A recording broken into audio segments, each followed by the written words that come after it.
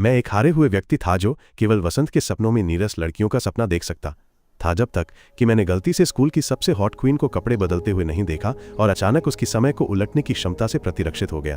अब मुझे उसका निजी दास बनने के लिए मजबूर किया गया है, उसकी किसी भी सन की इच्छा को पूरा करने के लिए। जिस दिन ये सब शुरू हुआ, मैं अपने दयनीय तुच्छ जीवन के बारे में सोच रहा था, खासकर कि ये क्लासमेट ताकामिने से कितना अलग था, जो स्कूल की सबसे परिपूर्ण और हॉट देवी थी। मैं उस तरह का व्यक्ति था जो हमेशा भीड़ में छिपता रहता था और हमेशा की तरह मैं दोपहर का भोजन करने के लिए स्टोर रूम में छिप गया। लेकिन फिर ताकामिने अचानक अंदर आ गई और कपड़े उतारने लगी। बेशक मैं बहुत भ्रमित था। मैंने चोरी छिपे ना देखने की कोशिश की, लेकिन एक लड़का होने के नाते गुप्त जरूरतों के साथ एक आदर्श नागरिक के नियम इस बंद कमरे में काम नहीं करते थे। तो मैंने झांका और जो मैंने देखा वो पूरे स्कूल का सबसे बड़ा और सबसे आकर्षक खजाना था, सब कुछ मेरे लिए। वो दृश्य मेरी याददाश्त में बस गया। लेकिन जिस बात ने मुझे हैरान किया वो ये थी कि ताकामिने जैसी अद्भुत व्यक्ति को शौचालय के बजाय गुप्त रूप से कपड़े क्यों बदलने पड़ते थे। उस दिन के अंत में सभी को उनके परीक्षा परिणाम मिले और मैंने कभी उच्च अंकों की उम्मीद नहीं की थी, लेकिन आज मुझे चमत्कारिक रूप से 52 अंक मिले, जो मेरे सपाट दिमाग के लिए काफी उच्च थे। फिर भी सभी को आश्चर्यचकित करते हुए देवी ताकामिने, जो हमेशा पूर्ण 100 अंक प्राप्त करती थी, किसी तरह केवल 98 अंक ही प्राप्त कर पाई। पूरी कक्षा उनकी टूटी हुई स्ट्रीक के बारे में फुसफुसा रही थी। ताकामिने, जो भ्रमित लग रही थी, ने शिक्षक से पूछा कि क्या उन्होंने इसे दोबारा जांचा है, लेकिन शिक्षक ने जोर देकर कहा कि उन्होंने ऐसा किया है। पीछे से मैंने ताकामिने के रवैये में अचानक बदलाव देखा। वो मेज से उतरी और फिर एक अविश्वसनीय घटना हुई। ताकामिने ने अपने स्कर्ट के नीचे हाथ डाला और अपनी आड़ू की ढाल को उतार दिया। ताकामिने के उछलते हुए नितंबों को देखकर मैं अवाक रह गया और उन्हें देखकर लगभग उनकी लोच महसूस कर सकता था। और फिर अचानक सब कुछ बदल गया। मैं परीक्षा परिणाम मिलने से ठीक पहले जाग गया, ये सोचकर कि मुझे अभी भाग्य का एक संकेत मिला है, क्योंकि सभी दृश्य बिल्कुल वैसे ही दोहराए गए थे, सिवाय इस बार ताकामिने को पूरे अंक मिले थे। और मुझे पूरी तरह से याद था कि पिछली बार उसे केवल 98 अंक मिले थे। पूरा दिन मुझे बेचैन कर रहा था, ताकामिने के अंकों में बदलाव से लेकर इस बात तक कि क्या वो गीला सपना सच हो सकता है और स्टोर रूम का सपना भी। सवाल तब तक ढेर होते रहे जब तक कि मैंने अंततः हिम्मत जुटाई और छात्र परिषद कक्ष में सीधे ताकामिने से मिला। मैंने झिझकते हुए उसके गणित के स्कोर के बारे में पूछा, जो 98 होना चाहिए था। ताकामिने की आंखें एक पल के लिए तीखी हो गईं, पूछने लगी कि क्या मैंने इस बारे में किसी से बात की है। मैंने उस भयानक नजर से अपनी रीढ़ में सिहरन महसूस की और तुरंत नहीं कहा। ताकामिने थोड़ी ढीली पड़ गई, लेकिन वो अभी तक खत्म नहीं हुई थी और उसने अनुमान लगाया कि मैंने उसे देखा था। मुझे लगा कि ये परीक्षा के अंकों के बारे में है, लेकिन ताकामिने ने मुझे अचानक कोने में धकेल दिया, या उल्लेख करते हुए कि मैंने स्टोर रूम में उसका शरीर देखा था। मैं स्तब्ध रह गया, या सोचकर कि उसे कैसे पता चला। लेकिन गुस्सा होने के बजाय उसने एक रहस्यमय मुस्कान दिया, कहते हुए कि जो हुआ सो हुआ। फिर उसने मुझे एक प्रस्ताव दिया। ताकामिने ने मुझे बिठाया और मुझे एक गिलास पानी दिया। मैं डर के मारे कांप रहा था, या विश्वास कर रहा था कि ताकामिने मुझे जहर दे देगी, क्योंकि मैंने उसका रहस्य जान लिया था। मेरे हाथ इतने कांप रहे थे कि मैंने पानी गिरा दिया, लगभग ताकामिने की संपत्ति को गीला कर दिया, लेकिन वो जल्दी से बच गई। मैं जल्दी से साफ करने लगा। ताकामिने को गुस्सा न करने से बहुत डर गया, लेकिन उसने कहा कि ये एक अच्छा उदाहरण है। अचानक उसने अपनी टाई ढीली कर दी, धीरे धीरे अपने कपड़े उतार दिए और एक बार फिर दुनिया को रीसेट कर दिया गया। हम दोनों समय में पीछे चले गए। मैंने इसे महसूस किया और अब ताकामिने की उपस्थिति बदल गई थी। उसके सारे कपड़े भीगे हुए थे और उसके मुलायम पहाड़ी गीले कपड़े के नीचे स्पष्ट रूप से दिखाई दे रहे थे। वो मेज पर बैठ गई और मुझे पानी गिराने की सजा के रूप में उसे पोंछने का आदेश दिया। मैं कांपते हुए आज्ञा का पालन किया। फिर ताकामिने ने मुझसे पूछा कि क्या मैंने उसकी उपस्थिति में कुछ अलग देखा है, क्योंकि इस समय मैं शॉर्ट सर्किट था। मुझे नहीं पता था कि वो किस बारे में बात कर रही थी और वो मूर्खता से अधीर थी। तो उसने मेरा हाथ पकड़ा और अपनी संपत्तियों में से एक पर रख दिया। जैसे ही मैं उस पल में खोया हुआ था, ताकामिने ने मुझे जगाने के लिए कुछ भी नहीं के रूप में मेरे कीमती सामान को लात मारी। मुझे एक पर्यवेक्षक की कमी वाला कहा। उसने गर्व से कहा कि मैं उसके परिपूर्ण शरीर के सामने कमजोर था। फिर ताकामिने ने अपनी अनुपस्थित ढाल और गीले कपड़ों की ओर इशारा किया। तभी मुझे एहसास हुआ कि इस बार सब कुछ अलग था। ताकामिने ने आखिरकार समझाया कि उसके पास एक क्षमता है। इसे शाश्वत कुंवारी का मार्ग कहा जाता है। ये एक ऐसी क्षमता जो उसे अपनी आड़ू की ढाल उतारने पर हर बार समय को उलटने की अनुमति देती है। हालांकि जो कोई भी उसकी नंगी त्वचा को देखता है वो याद रखेगा कि समय के पीछे जाने से पहले क्या हुआ था। और यही कारण था कि मुझे याद था। यह स्पष्टीकरण मेरे छोटे दिमाग के लिए बहुत ज्यादा था और मुझे लगभग कुछ भी समझ नहीं आया। लेकिन ताकामिने अपने पूर्ण अंकों और अपने परिपूर्ण शरीर के बारे में बड़बड़ाती रही, जबकि मैं केवल इस बात पर ध्यान केंद्रित कर सका कि वो मेरे सामने नग्न थी। उसने अपनी उपलब्धियों को मेरे चेहरे पर घमंड किया है, कहते हुए कि मुझे कुछ भी समझ नहीं आएगा, क्योंकि मैं हमेशा एक हारा हुआ व्यक्ति था, जबकि मेरे लिए यह महिला पागल हो गई थी। फिर उसने ये बताना जारी रखा कि उसे ये शक्ति कैसे मिली जब वो कई साल पहले गर्मी के त्योहार में एक दौड़ हार गई थी क्योंकि उसे पेट में दर्द थाशम के कारण अपने पैंट में टाटी कर दी थी और कपड़े उतारने पर अपनी शक्ति को सक्रिय कर दिया था। हालांकि उसे लगा कि उसे ये शक्ति उसके नाम की महिमा के कारण मिली है। मेरे मन में मुझे लगा कि उसे वास्तव में एक डॉक्टर की आवश्यकता है। जब ताकामिने ने अपनी कहानी समाप्त की तो उसने खुलासा किया कि उसने मुझे ये सब इसलिए बताया क्योंकि उसे एक दास की आवश्यकता थी, क्यों कि हर बार जब वो अपनी शक्ति का उपयोग करती थी तो वो अपनी अंडरवियर खो देती थी। तो उसे एक ऐसे व्यक्ति की आवश्यकता थी जो उसे लगातार नए जोड़े लाए। और क्योंकि मैं उसका रहस्य जानता था, मैं इस काम के लिए एकदम सही था क्योंकि मैं पूरे स्कूल में सबसे बड़ा हारा हुआ व्यक्ति था और अगर मैं उसका छोटा दास बन जाता तो किसी को संदेह नहीं होता। मैं इन बेतुकी बातों से तंग आ गया था, इसलिए मैं तुरंत कमरे से बाहर चला गया, लेकिन ताकामिने ने मुझे दरवाजे तक पहुंचने से पहले ही रोक लिया या पूछने लगी कि मैं ये काम क्यों नहीं लेना चाहता। मैंने सीधे कहा कि उसकी शक्ति संदिग्ध थी और जिस तरह से वो अनुरोध कर रही थी वो गलत था। मैं इसमें शामिल नहीं होना चाहता था। ताकामिने हार नहीं मानना चाहती थी, इसलिए उसने रास्ता रोका और मुझे वापस खींच लिया और इसलिए हम दोनों गिर गए। मैं उसके ऊपर था। उसने फिर मेरा हाथ पकड़ा और अपनी भरी हुई संपत्तियों को पकड़ लिया, अपनी जलती हुई निगाहों से मुझे लुभाया, लेकिन अचानक वो चिल्लाई। उसकी चीख ने छात्र परिषद कक्ष में सबका ध्यान आकर्षित किया। इस समय हमारी स्थिति के साथ हर किसी ने तुरंत पुलिस को बुलाया और ताकामिने ने कहा कि मैंने उसे परेशान किया था, मैं बर्बाद हो गया था। ताकामिने की मगरमच्छ के आंसुओं के साथ हर किसी ने संकट में पड़ी युवती पर विश्वास किया और मुझे एक नीला दाढ़ी वाला शैतान समझा। मुझे एहसास हुआ कि ये मुझे अपने विचार बदलने के लिए मजबूर करने का उसका जाल था और अंत में ताकामिने ने अराजकता होने से ठीक पहले समय को रीसेट कर दिया और एक संतुष्ट मुस्कान के साथ ताकामिने ने कहा कि मुझे उसे एक विकृत लेबल लगने से बचाने के बाद आभारी होना चाहिए और धन्यवाद के रूप में उसने मुझसे उसकी आड़ू की ढाल पहनने में मदद करने के लिए कहा। जबकि हर कोई मेरी जगह पर इस पागल महिला की सेवा करने के लिए मर जाता, मैंने उसे कपड़े पहनाते समय अपनी आंखें बंद कर लीं। तुम इतने समलैंगिक क्यों हो? ताकामिने ने महसूस किया मेरी आंखों को बंद करने के लिए मुझे एक दयनीय डरपोक के रूप में ताना मारा। हालांकि मैंने पहले झांका था, अब मैं माफी मांगने के लिए फर्श पर घुटने टेक दिया या शपथ लेते हुए कि ये एक दुर्घटना थी। और ताकामिने ने मेरा अध्ययन किया या महसूस करते हुए कि सब कुछ के बावजूद उसने मुझे स्वीकार किया कि मेरा अभी भी एक अच्छा पक्ष था। उस रात मैंने ताकामिने का सपना देखा। जिस तरह से उसका शरीर मेरे सामने कमजोर था, जिस तरह से उसने मुझे धूर्तता से धोखा दिया, अंत में पुलिस ने मुझे पकड़ने के लिए धावा बोल दिया, मैं हांफते हुए जाग गया। उस दुर्घटना को अभी भी स्पष्ट रूप से याद कर रहा था। ठीक उसी समय मेरा फोन वाइब्रेट हुआ और मैंने देखा कि यह ताकामिने का एक संदेश था जिसमें उसकी एक तस्वीर और मेरे लिए एक चेतावनी थी, मुझे याद दिलाते हुए कि यह मेरा पहला दिन था जब मैं उसकी दास था। स्कूल जाते समय मैं चिंतित था कि वो मुझे क्या काम देगी। मेरे पीछे खुद देवी ताकामिने आ गईं और छात्र उन्हें भगवान की तरह बधाई देने के लिए उनके चारों ओर जमा हो गए। लेकिन मैं ये सोचने से खुद को रोक नहीं सका कि इतना प्रशंसनीय व्यक्ति भेष में एक शैतान कैसे हो सकता है। पास के लड़के ईर्ष्या से फुसफुसाए, लेकिन उसे कोई परवाह नहीं थी और वो मेरे कान के पास आए फुसफुसाते हुए मुझसे तुरंत छात्र परिषद कक्ष में आने को कहा। अंदर मैं एक मनोवैज्ञानिक हॉट लड़की के साथ कमरे में होने से चिंतित महसूस कर रहा था। ताकामिने ने मेरी चिंता का मजाक उड़ाया है, कहते हुए कि हम मालिक और दास थे, इससे पहले कि वो मुझे अपनी आड़ू की ढाल से भरा एक बैग देकर मुख्य मुद्दे पर आ गई। उसने बस समझाया कि मेरा काम बैग को ले जाना था और जब भी उसे उनकी आवश्यकता हो उसे अंडरवियर प्रदान करने के लिए तैयार रहना था। मैंने मना करने की कोशिश की, कहते हुए कि ये कितना खतरनाक है, लेकिन ताकामिने ने मुझे याद दिलाया कि उसकी शक्ति अधीर थी और अगर मैंने विरोध किया तो वो समय को पीछे कर सकती थी और मुझे उस पल में वापस ला सकती थी जब हर कोई मुझे एक विकृत व्यक्ति मानता था। केवल उस विचार से मैं टूट गया और मैंने अनिच्छा से सहमत हो गया। ताकामिने ने अपनी कमीज के बटन खोले या वादा करते हुए कि मुझे एक अच्छे कुत्ते होने के लिए पुरस्कृत किया जाएगा। मैं कांप गया जब ताकामिने ने अपना पैर मेरे नीचे खिसकाया, मुझे पीछे धकेल दिया। वो मेरे ऊपर मंडराती रही, छेड़खानी करती रही, अपनी आड़ू की ढाल उतारने का नाटक करती रही जब तक मैंने अपनी आंखें बंद नहीं कर ली और उसे रोकने के लिए भीख मांगी। बदसूरत सामान, उसने मुस्कुराया ऊपर होने का आनंद लेते हुए, लेकिन अंततः पीछे हट गई। उसने स्वीकार किया कि अगर मैं बिना धमकी के उसकी बात मानता तो बेहतर होता और क्योंकि वो अभी भी थोड़ी शर्मिंदा थी, वह नहीं चाहती थी कि कोई और उसके अंडरवियर को देखे, लेकिन क्योंकि वो मुझ पर भरोसा करती थी तो मैं एक अपवाद था। उसकी अचानक शर्मीली प्रकृति ने मुझे चौंका दिया और मेरी विकृत इच्छाएं जागृत हुईं, लेकिन मैंने अपना सिर हिलाया, जल्दी से ये पूछकर विषय बदल दिया कि क्या उसे वास्तव में मेरे लिए कोई भावना नहीं थी।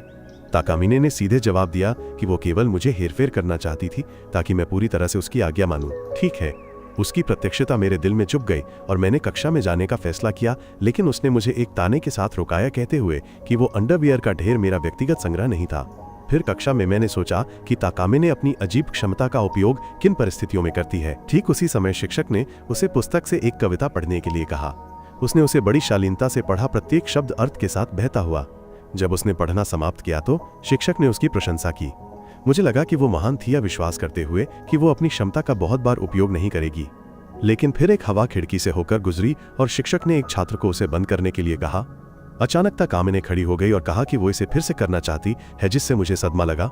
सबके सामने उसने अपनी दुर्गंध निवारक ढाल को उतार दिया, समय को उलटने की अपनी क्षमता को सक्रिय कर दिया। सब कुछ ठीक पहले वापस चला गया जब उसने पढ़ा था। जब शिक्षक ने फिर से उसका नाम पुकारा तो उसने फिर से शुरुआत की। इस बार उसकी आवाज हवा के साथ पूरी तरह से मिली हुई थी जो कक्षा में चल रही थी। उसका प्रदर्शन हर किसी को एक प्राचीन, सरल और शुद्ध दुनिया की कल्पना में वापस ले गया। हवा के साथ उसका पाठ इतिहास के एक दृश्य की तरह था। पूरी कक्षा खड़ी होकर तालियां बजाने लगी। उसने सीधे मेरी ओर देखा, विजयी रूप से मुस्कुराते हुए। मुझे एहसास हुआ कि अगर वो अपनी शक्ति का उपयोग छोटी छोटी चीजों के लिए भी करती है तो मैं उसे अनगिनत बार अंडरवियर पहनाऊंगा। ठीक उसी समय ताकामिने ने मुझ पर एक कागज की गेंद फेंकी, मुझे जल्दी करने के लिए कहा। मुझे पता था कि अपना कर्तव्य निभाने का समय आ गया है। मैंने चारों ओर देखा और फैसला किया कि मैं उसे अभी अंडरवियर वापस नहीं पहना सकता, इसलिए मैंने ब्रेक के समय तक इंतजार करने का इरादा किया। लेकिन ताकामी ने तैयार अपना इरेजर अपने पास फर्श पर रख दिया, मुझे उसे उठाने और अवसर का लाभ उठाने का इशारा किया। हालांकि झिझकते हुए मुझे याद आया कि वो मुझे जेल से बचाने के लिए समय को पीछे कर सकती है। कोई अन्य विकल्प नहीं बचा था। मैंने खुद को अपने बैग में छिपी उसके अंडरवियर के साथ काम करने के लिए मजबूर किया। मैं इरेजर उठाने गया और जब कोई नहीं देख रहा था तो मैंने धीरे से उसे ताकामिने के पतले पैरों पर खिसका दिया और अपनी सीट पर वापस चला गया।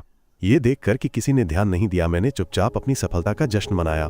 लेकिन जब मैंने पीछे मुड़कर देखा तो मैंने देखा कि मैंने उसे ठीक से नहीं पहनाया था और वे फिसलने वाले थे। ताकामिने ने मुझे उन्हें ठीक करने का इशारा किया, खुद को समायोजित करने से इनकार कर दिया। शिक्षक ने किताबें वापस करने के लिए नाम पुकारना शुरू कर दिया और मैंने उस भयानक दृश्य की कल्पना की जब ताकामिने आगे बढ़ी, उसकी अंडरवियर फर्श पर गिर गई, फिर मुझे दोषी ठहराने का रास्ता खोजेगी, मेरे जीवन को बर्बाद कर देगी। फिर मुझे याद आया कि उसने क्या कहा था कि अगर कोई और उसके अंतर्वस्त्र देखता तो उसे शर्म आती, लेकिन अगर मैं उन्हें देखता तो उसे कोई आपत्ति नहीं थी। उस विचार के साथ मैंने एक फैसला किया। जब उसका नाम पुकारा गया तो मैं आगे चला गया। टीचर ने मुझसे पूछा, लेकिन मैंने झूठ बोला, कहा कि मैंने गलत सुना। चूंकि मैं पहले ही वहां था, टीचर ने मुझे ताकामिने को किताबें देने के लिए कहा। जब मैंने ऐसा किया तो उसने मुझे धन्यवाद दिया और मुझे आश्चर्य हुआ कि मुझे उसे बचाने की जरूरत क्यों महसूस हुई। जब मैं जाने के लिए मुड़ा तो ताकामिने ने अपने पैर से मेरे पैर में फंदा डाला और मुझे अपने अंतर्वस्त्र ठीक से पहनने का आदेश दिया। कोई रास्ता नहीं बचा था। मैंने धीरे धीरे उन्हें अपने पैर से उसकी जांघों पर धकेल दिया। ऐसा करते हुए मुझे उसकी गर्मजोशी महसूस हुई। अचानक शिक्षक ने मेरा नाम पुकारा। चौंका मैं बहुत दूर चला गया, उसके संवेदनशील स्थान को छू लिया और उसे सुखद आहें भरने पर मजबूर कर दिया। जब मैंने उससे पूछा कि क्या वो ठीक है तो उसने पुष्टि की कि वो ठीक है। बाद में छात्र परिषद के कमरे में मैंने उससे कहा कि वो अविश्वसनीय है, लेकिन उसने जवाब दिया कि वो सिर्फ मेरी क्षमता का परीक्षण कर रही थी। जब मैंने उससे पूछा कि अगर मैं उसके लिए किताबें नहीं लाता तो वो क्या करती, तो उसने बेफिक्री से कहा कि उसने इसके बारे में नहीं सोचा क्योंकि उसे मुझ पर पूरा भरोसा था। फिर उसने पूछा कि मैंने उसे शर्मिंदगी से क्यों बचाया और मुझे इसका जवाब नहीं पता था। ताकामिने ने मुझे चिढ़ाया या सुझाते हुए कि ऐसा इसलिए था क्योंकि मैं ही एकमात्र व्यक्ति था जो उसकी अमृत ढाल देखना चाहता था। मैंने इससे इनकार किया, लेकिन उसे पता चल गया कि यह सच है और उसने स्वीकार किया कि ये जानकर कि मैं उस पर आसक्त था उसे खुशी हुई। फिर मैंने पहले की उसकी सुखद आहों के बारे में पूछा, लेकिन उसने मेरा मुंह बंद कर दिया और मुझे आदेश दिया कि मैं उस बारे में कभी बात न करूं। कक्षा के बाद शिक्षक ने ताकामिने को लैब में परीक्षा पत्र वापस करने के लिए कहा। उसने मुस्कुराते हुए स्वीकार किया और तुरंत कक्षा के सभी सिंप लड़कों ने मदद की पेशकश करने के लिए उसे घेर लिया। अस्वीकार करते हुए भी वो विनम्रता से मुस्कुराती रही, लेकिन उसकी झुंझलाहट बढ़ती गई क्योंकि बेवकूफ शिरोटा को अभी तक समझ नहीं आया था कि उसे क्या करना है। इसलिए उसने समय को पीछे किया, लेकिन दूसरी कोशिश में भी शिरोटा को समझ नहीं आया। ताकामिने को उसे तब तक घूरना पड़ा जब तक उसे अंततः अपनी भूमिका एक दास के रूप में याद नहीं आ गई। शिरोटा स्वेच्छा से आगे आया। गलियारे में ताकामिने ने उसे बुरी तरह डांटा कि उसे अपने कर्तव्य के बारे में याद दिलाने के लिए उसे अपनी शक्ति का उपयोग करने के लिए मजबूर होना पड़ा। शिरोटा ने माफी मांगते हुए सिर झुका लिया जब उसने उसके पैंटी को वापस पहना दिया। अंततः अपनी जगह का एहसास होने पर वे लैब की ओर बढ़ते रहे, लेकिन उनके रास्ते को अन्य छात्रों ने रोक दिया जो ताकामिने की मदद करने के लिए उत्सुक थे। शिरोटा को मिली प्रशंसा से वो स्तब्ध था क्योंकि वो वास्तव में इस स्कूल में एक देवी की तरह थी। उसने सोचा कि अगर उसे उसकी सुविधाओं का एक छोटा सा हिस्सा भी मिल जाए तो जीवन बहुत आसान हो जाएगा। उसके आश्चर्य के लिए ताकामिने ने अपने प्रशंसकों से गर्मजोशी से बात की, उनके जीवन के कई विवरणों को लापरवाही से याद किया। फिर शिरोटा ने बात शुरू करने की कोशिश की, कई लड़कों को आसानी से संभालने के लिए उसकी प्रशंसा की। ताकामिने ने गुस्से में जवाब दिया, उसे बताया कि उसे उसकी तुलना एक फ्री स्टाइल एवी अभिनेत्री से नहीं करनी चाहिए। लेकिन भले ही वो ऐसी ही हो फिर भी वो नंबर 1 बनना चाहती है। शिरोटा इस जंगली तुलना से स्तब्ध था, फिर उसने खुद को सुधाराया, स्वीकार करते हुए कि वो उस तरीके की प्रशंसा करता था जिससे वो उन लोगों से बात कर सकती थी जिन्हें वो मुश्किल से जानती थी। ताकामिने ने गर्व से समझाया कि ये छात्र परिषद अध्यक्ष के रूप में उसकी भूमिका का हिस्सा था। प्रभावित होकर शिरोटा ने पूछा कि वो हर किसी का नाम कैसे जानती है। उसने लापरवाही से जवाब दिया कि उसने अध्यक्ष बनने के एक दिन के भीतर सभी को याद कर लिया था, और चूंकि हर कोई उसे जानता था इसलिए उसे हर किसी को जानना था, अन्यथा वो हार जाती। शिरोटा को विश्वास नहीं हो रहा था कि वो ऐसी किसी चीज में प्रतिस्पर्धा कर रही थी, लेकिन उसने उसे उसकी वर्तमान स्थिति तक पहुंचने के लिए कड़ी मेहनत करने के लिए सम्मान दिया और सोचा कि उसे इतनी मेहनत करने के लिए क्या प्रेरित करता है। फिर ताकामिने ने उल्लेख किया कि वो उसके सहित सभी छात्रों की फाइलें जानती है। उसने बताना शुरू किया कि वो कहाँ रहता था, उसकी पसंदीदा आत्मखुशी फिल्में और यहाँ तक कि उसका प्रभावशाली छोटा दोस्त भी। शिरोटा हैरान था, लेकिन उसे शर्मिंदगी हुई क्योंकि उसने उसके बारे में राज उजागर किए थे, और वो ये पूछने लगा कि क्या वो वास्तव में हर किसी के बारे में इतना कुछ जानती थी। इस सवाल ने उसे चौंका दिया क्योंकि उसे संदेह किया जाना पसंद नहीं था। एक तीखी नजर के साथ उसने पूछा कि क्या वो ये संकेत दे रहा था कि वो एक पीछा करने वाली थी। फिर उसने ठंडे दिल से उसकी एक और विशेषता बताई, अत्यधिक घमंडी और एक शरारती मुस्कान के साथ थोड़ा विकृत। शिरोटा उसकी अंतिम टिप्पणी पर जम गया और ताकामिने ने झुककर पूछा कि क्या वो गलत थी। भ्रमित होकर वह मुड़ गया, जोर देकर कहा कि वो जवाब नहीं देगा, और वैसे भी वो उसे विकृत तरीके से नहीं देखना चाहती थी। इससे उसकी आत्मसम्मान को चोट पहुंची, इसलिए उसने उसे ट्रिप कर दिया जिससे वो फर्श पर गिर गया। फिर उसके ऊपर खड़े होकर उसने उसे चुनौती दी, पूछा कि अगर उसे देखना पसंद है तो वो क्या करेगा। शिरोटा का दिमाग चकरा गया या देखकर कि स्कूल की देवी उसे इस हद तक चिढ़ा रही थी, यहाँ तक कि उसकी प्रतिक्रिया देखने के लिए अपनी शर्ट के बटन भी खोल रही थी। घबराहट में उसने कहा कि उन्हें एक डेटिंग जोड़े की तरह होना चाहिए, इससे पहले कि वो उस सवाल का गंभीरता से जवाब दे सके। ताकामिने ने पलकें झपकाई, फिर हंसी। उस जवाब की बिल्कुल उम्मीद नहीं थी। नाटक को छोड़कर वह उसके बगल में बैठ गई, धीरे से पूछा कि पहले एक जोड़े के रूप में कहने से उसका क्या मतलब था। शिरोटा घबरा गया, जोर देकर कहा कि उसका मतलब इच्छा के रूप में नहीं था, और वो फिर हंसी। उसकी घबराहट से खुश होकर फिर उठकर चली गई, ये कहते हुए कि उसे उसका जवाब पसंद आया। शिरोटा भ्रमित रह गया। वो उसके पीछे भागना चाहता था, लेकिन वो सीढ़ियों से फिसल गया और गिर गया। फिर जब वो उठा तो वो मेडिकल रूम में था। उसका सिर ताकामिने की जांघों पर था। चौंका उसने पूछा कि क्या हुआ, और उसने बताया कि वो सीढ़ियों से गिर गया था और अपनी अच्छाई के कारण उसने समय को पीछे किया और उसे यहाँ लाई। जब उसने उसे धन्यवाद दिया तो उसने उसके सिर को अपनी गोद में वापस धकेल दिया, या घोषणा करते हुए कि ये उसका नया रिकॉर्ड था। क्योंकि उसने उसकी छेड़छाड़ का विरोध किया, उसने उसे एक कमजोर पुरुष के रूप में चिन्हित किया, जिसका उसकी नजरों में मतलब था कि वो एक गंभीर लड़का था। उनके बीच एक संक्षिप्त कोमल पल में ताकामिने ने यह कहकर इसे बर्बाद कर दिया कि उसने नीचे कुछ भी नहीं पहना है, और सोता उछल पड़ा। ये महसूस करते हुए कि स्कूल खत्म हो गया था, वह घबरा गया क्योंकि उसने अपनी पूरक शारीरिक शिक्षा परीक्षा छोड़ दी थी और उसे मैराथन लैप्स को फिर से दौड़ना पड़ा। दृढ़ संकल्प के साथ उसने स्वीकार किया कि वो कम से कम एक बार जीतना चाहता था, और उस दृढ़ संकल्प ने ताकामिने को प्रभावित किया। इसलिए ताकामिने ने पूरक परीक्षण को स्वयं देखने का फैसला किया, लेकिन उसने इसे आसान नहीं बनाया। आधे रास्ते में शिरोटा बहुत पीछे रह गया, इसलिए ताकामिने ने उसकी दौड़ रोक दी। उसकी भयानक दौड़ने की मुद्रा की ओर इशारा किया, लेकिन उसकी निकटता और उसकी पसीने से भीगी हुई पारदर्शी शर्ट ने उसे एक बिस्कुट की तरह पिघला दिया। उसने उसे 30 मिनट में दौड़ पूरी करने का आदेश दिया, लेकिन उसके प्रोत्साहन के बावजूद वह असफल रहा। अन्य सिम्स ने ताकामिने को शर्मिंदा करने के लिए उसे ताना मारा जब उसने उसकी मुद्रा को सुधारा था, लेकिन उसने घोषणा की कि जब तक वो सफल नहीं हो जाता तब तक वे जारी रखेंगे। इसके साथ ही उसने अपना ढल हटा दिया और समय को पीछे किया, लेकिन इस बार शिरोटा मुश्किल से पकड़ पा रहा था, लेकिन अपनी माफी की योजना बनाना शुरू कर दिया। ताकामिने लड़कों के पीछे साइकिल पर थी, जानबूझकर अपनी पीठ सभी को दिखा रही थी। शोता घबरा गया और उसके पीछे भागा नहीं चाहता था कि कोई और उसके जाने को देखे, और सभी बाधाओं को पार करते हुए वह पहले स्थान पर आया। ताकामिने ने उसे याद दिलाया कि अभी एक आखिरी काम बाकी है, और पेड़ों के पीछे उसने उसे उसकी अमृत ढाल वापस पहना दी। उसने उसे चिढ़ाया, पूछा कि 30 मिनट से कम समय में जीतने में कैसा लगा। थका हुआ उसे यह भी एहसास नहीं हुआ कि उसने ऐसा किया है, और पहली बार शिरोटा ने खुद से कबूल किया कि उसने कभी नहीं सोचा था कि वो कुछ भी जीत सकता है, खासकर अपने स्कोर के साथ। पूरक परीक्षा शायद ज्यादा मायने नहीं रखती थी, लेकिन वो बहुत खुश था। उसकी सच्ची खुशी ने ताकामिने को मोहित कर लिया और उसने घर जाने का फैसला किया। उस रात शोता को याद आया कि उसके पास अभी भी उसकी पैंटी का बैग था। वो उसे अगले दिन वापस करने वाला था, लेकिन इसे बस पकड़े रहने से ही उसकी कल्पना उड़ान भरने लगी। इससे पहले कि वो अंदर देख पाता, ताकामिने ने फोन किया, अपना बैग वापस मांगा, क्योंकि वो रात में दौड़ना चाहती थी। शिरोटा हिचकिचाया, संदेह हुआ कि ये सिर्फ एक और परीक्षा है, लेकिन फिर उसने अपनी एक तस्वीर ढाल के बिना भेजिया, घोषणा करते हुए कि वो उनके बिना बाहर जाएगी, क्योंकि उसने जवाब नहीं दिया। घबराकर शिरोटा उससे मिलने के लिए बाहर भागा। उसने पास के एक पार्क से एक और तस्वीर भेजी जिसमें पीछे एक अजनबी आदमी उसे देख रहा था। शिरोटा का दिमाग सबसे खराब परिदृश्यों से घूम रहा था जहां उसके साथ एक खिलौने की तरह खेला जा रहा था। वास्तव में ताकामी ने माफी का नाटक करने और घर जाने का इरादा रखती थी, इसे एक मजाक में बदल देती थी। लेकिन जब शिरोटा वास्तव में दिखाई दिया तो वो गुप्त रूप से खुश हुई। हालांकि उसने इसे सुंडेरे मुखौटे के पीछे छिपाया, उसे उसकी त्वरित प्रतिक्रिया और एक दास के रूप में उसकी स्थिति जानने के लिए प्रशंसा की। शिरोटा ने जोर देकर कहा कि यह आज्ञाकारिता नहीं थी और अगर कुछ बुरा हुआ तो वो समय को पीछे नहीं कर सकती क्योंकि उसने अंतर्वस्त्र नहीं पहने थे। ताकामी ने उसके मीठे भाव से हैरान थी, लेकिन उसने इसे एक और मजाक से छिपाया या पूछते हुए कि क्या उसने कल्पना की थी कि कोई और उसे छू रहा है। भ्रमित होकर उसने इनकार किया या कहते हुए कि वो बस चिंतित था। उसका चेहरा शांत हो गया और पहली बार उसने उसे ईमानदारी से धन्यवाद दिया। उसने स्वीकार किया कि वो एकमात्र व्यक्ति था जो उसकी परवाह करता था और चूंकि वो उसका रहस्य जानता था, उसे सम्मानित महसूस करना चाहिए क्योंकि वो विशेष था। उसके शब्द एक साथ प्रशंसा और ताने थे, लेकिन शिरोटा मुस्कुराने से खुद को रोक नहीं पाया। उसे ऐसे जानने से जैसा कोई और नहीं जानता था उसे गर्मजोशी से भर दिया। उस पल से उसने चुपचाप कसम खाई कि वो कभी भी उससे अपनी आंखें नहीं हटाएगा। अगले दिन तैराकी की कक्षा के दौरान ताकामी ने पानी में कूद गई और अपनी गति से सभी को आश्चर्यचकित कर दिया जब उसने तैराकी टीम के एक काउको को हरा दियाजो माइकल फेल्प्स के साथ प्रशिक्षण लेने के लिए विदेश गया था। जब वो पूल से बाहर निकली तो उसके शरीर पर पानी की बूंदें एक स्वादिष्ट दावत की तरह थीं। भीड़ ने उसके सुंदर शरीर को देखा, यहाँ तक कि श्रोता भी अवाक रह गया, उसका मुंह खुला रह गया। लेकिन इससे पहले कि वो इसे समझ पाता था, कामिने ने लापरवाही से कहा कि वो फिर से दौड़ना चाहती है और अचानक अपनी शक्ति को सक्रिय कर दिया। समय पीछे चला गया और दौड़ फिर से शुरू हुई।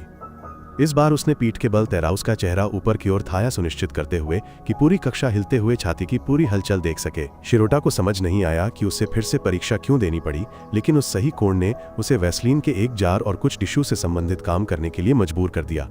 फिर से पहले स्थान पर आने के बाद वह सीधे उसके पास गई और पूछा कि उसे फिर से परीक्षा क्यों देनी पड़ी, इस बारे में वो उत्सुक क्यों नहीं था। लेकिन शिरोटा ने बस इतना कहा कि उसके पास पूछने का समय नहीं था। उसने कहा कि वो सिर्फ एक स्थायी छाप छोड़ना चाहती थी, एक ऐसी छाप जो उसे लड़कों की आत्म खुशी सत्रों के लिए सामग्री बना दे। और फिर शिरोटा से मजाक में पूछा कि किस प्रदर्शन ने उसके छोटे दोस्त को सलामी दी। शिरोटा अवाक रह गया, महसूस करते हुए कि अगर उसने स्वीकार किया कि उसे पीठ के बल तैरना पसंद है तो इसका मतलब है कि वो उसके शरीर को घूर रहा था। लेकिन इससे पहले कि वो जवाब देता था, कामिने ने देखा कि उसका चेहरा लाल हो गया था और उसे और चिढ़ाया या कहते हुए कि उसकी आंखों ने उसे वो जवाब दे दिया था जो वो चाहती थी। फिर उसने पूछा कि उसने बिना किसी ढाल के समय को कैसे पीछे किया और उसने खुलासा किया कि इस बार उसने अपनी एक निप्पल स्टिकर का बलिदान दिया था। लेकिन सिर्फ ये सोचने से कि उसने केवल एक निप्पल स्टिकर पहना था, वह बॉनी ब्लू के सामने हजारों लड़कों से भी ज्यादा पिघल गया। ताकामी ने उसके पास झुक गई और उसके कान में फुसफुसाते हुए कहा कि कक्षा के बाद रुकना। उस शाम वह उसे नए अमृत ढाल खरीदने के लिए मॉल ले गई। शिरोटा पसीने में भीग गया था या नहीं पता था कि कहाँ देखें। जब उसने पूछा कि वो यहाँ क्यों है तो उसने मुस्कुराते हुए कहा कि उसे आना पड़ा क्योंकि अब वो उसका दास था। फिर उसे बस चिढ़ाने के लिए उसने पूछा कि उसे कौन सा जोड़ा खरीदना चाहिए। उसने बुदबुदाया कि कोई भी चलेगा, लेकिन उसने उसे अकेला नहीं छोड़ा, इसलिए उसने उसे चुनने के लिए मजबूर किया। उसने बेतरतीब ढंग से उठाया और गलती से दुकान में सबसे भद्दा अंतर्वस्त्र चुन लिया, मियां खलीफा जैसा। अच्छा है, ताकामी ने हंसी और उसे अपने ऊपर आजमाया। ऐसा लग रहा था जैसे वो एक तूफानी सेक्स सत्र के लिए तैयार थी। घबराकर उसने उसकी पवित्रता दिखाने के लिए एक चमकदार सफेद रंग में बदल दिया और फिर एक काले रंग में बदल दिया क्योंकि वो वास्तव में एक शैतान थी। फिर उसने उसकी दयालुता के कारण गुलाबी पर विचार किया, लेकिन हताशा में उसने नीला चुना। जब उसने पूछा क्यों तो उसने बुदबुदाया कि उसके पास कोई कारण नहीं था। उसने मुस्कुराते हुए उसे चेंजिंग रूम में खींच लिया। शिरोटा घबरा गया कहते हुए कि उसे यहाँ नहीं होना चाहिए, लेकिन उसने उसे घुटने टेकने के लिए कहा क्योंकि वही था जो उसे पहना रहा था। उसने अपनी स्कर्ट ऊपर उठाई जिससे पता चला कि उसने मोटी चड्डी पहन रखी थी, इसलिए उसे कुछ भी दिखाई नहीं देगा। उसने शांत दिखने की कोशिश की, लेकिन उसका चेहरा खतरनाक रूप से उसके निषिद्ध क्षेत्र के करीब सरक गया जिसकी गंध फूलों जैसी थी।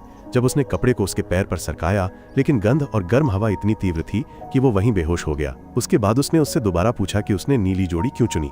शिराडा ने बचने की कोशिश की, लेकिन उसने उसे दीवार से सटा दिया और उससे जवाब मांगा।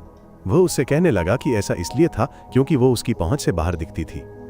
उसने नीला रंग चुना क्योंकि ये उसके आकाश जैसा नीला और समुद्र जितना गहरा होने जैसा था।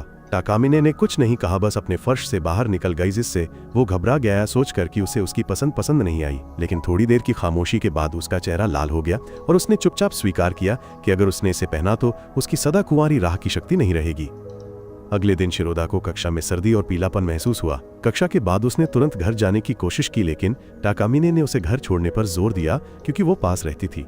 उसके घर पर वह हैरान थी कि उसका कमरा वास्तव में साफ था और फिर तुरंत उसके लैपटॉप को उसके गुप्त अध्ययन सामग्री के लिए जांचने लगी। उसने उसे बंद कर दिया। घबराकर वह हंसिया कहते हुए कि उसे अपने दास की देखभाल करनी होगी इससे पहले कि वो बेकार हो जाए। जब उसने उससे पूछा कि क्या वो पर्याप्त खा रहा है और उसने स्वीकार किया कि वो नहीं खा रहा था तो उसने खाना बनाने की पेशकश की। उसने मना कर दिया, लेकिन उसने उसे अनदेखा कर दिया। उसने उसे चिढ़ाया पूछते हुए कि क्या उसे खाना बनाते समय केवल एक एप्रन पहनना चाहिए और यहाँ तक कि उसका पसीना भी पोंछना चाहिए। लेकिन शिराडा अब और बर्दाश्त नहीं कर सका। वो भड़क गया, उसे बाहर धकेल दिया और कहा कि वह खुद अपनी देखभाल कर सकता है।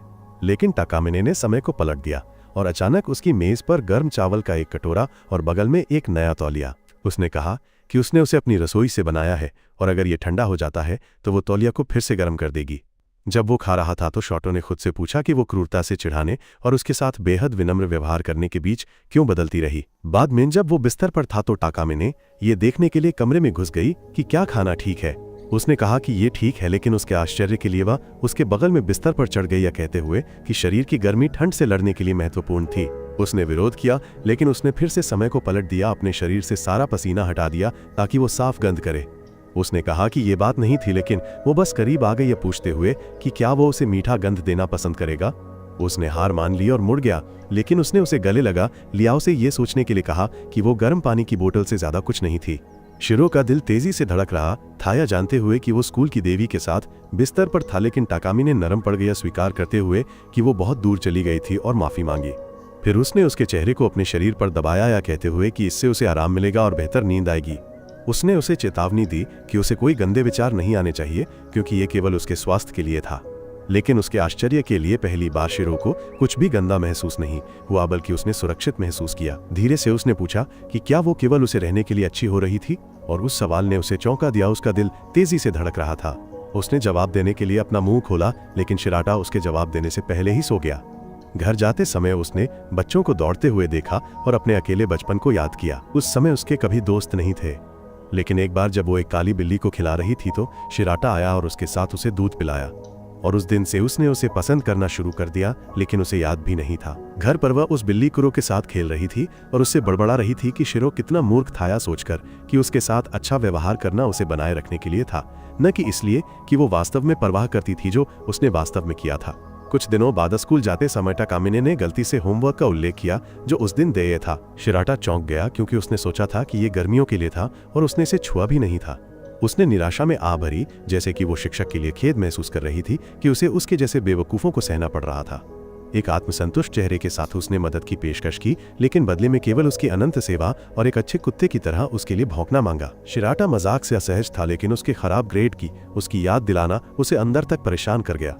इसलिए उसने घोषणा की कि वो कक्षा के बाद और दोपहर के भोजन के दौरान स्थिति को बचाने के लिए खुद कोशिश करेगा। ये सुनकर उसने उसे शुभकामनाएं दी, लेकिन उसे अपने दास के कर्तव्यों से विचलित न होने की याद दिलाई। फिर कक्षा में शिराटा अपने होमवर्क पर कड़ी मेहनत कर रहा था।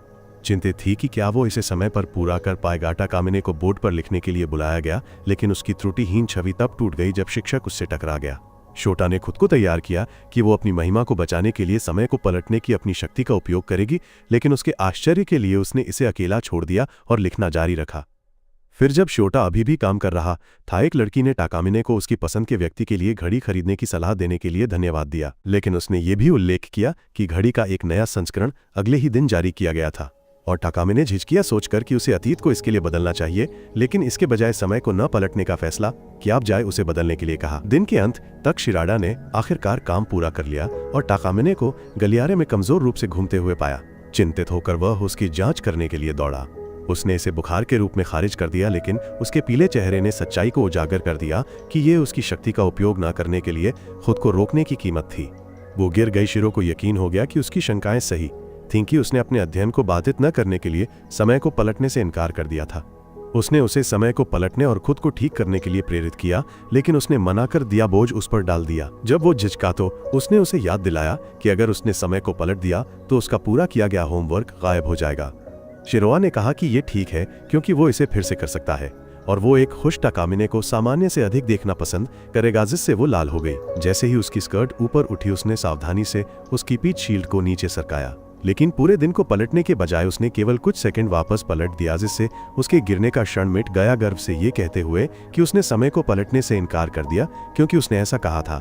एक साथ सीढ़ियों से नीचे जाते हुए उसने वादा किया कि वो उसके होमवर्क की समीक्षा करेगी ताकि ऐसा फिर कभी न हो, और वो उसकी मदद करेगी। जैसे ही गर्मी की छुट्टियां आई, उसने उसे अपनी पढ़ाई में मदद करने के लिए अपने घर आमंत्रित किया।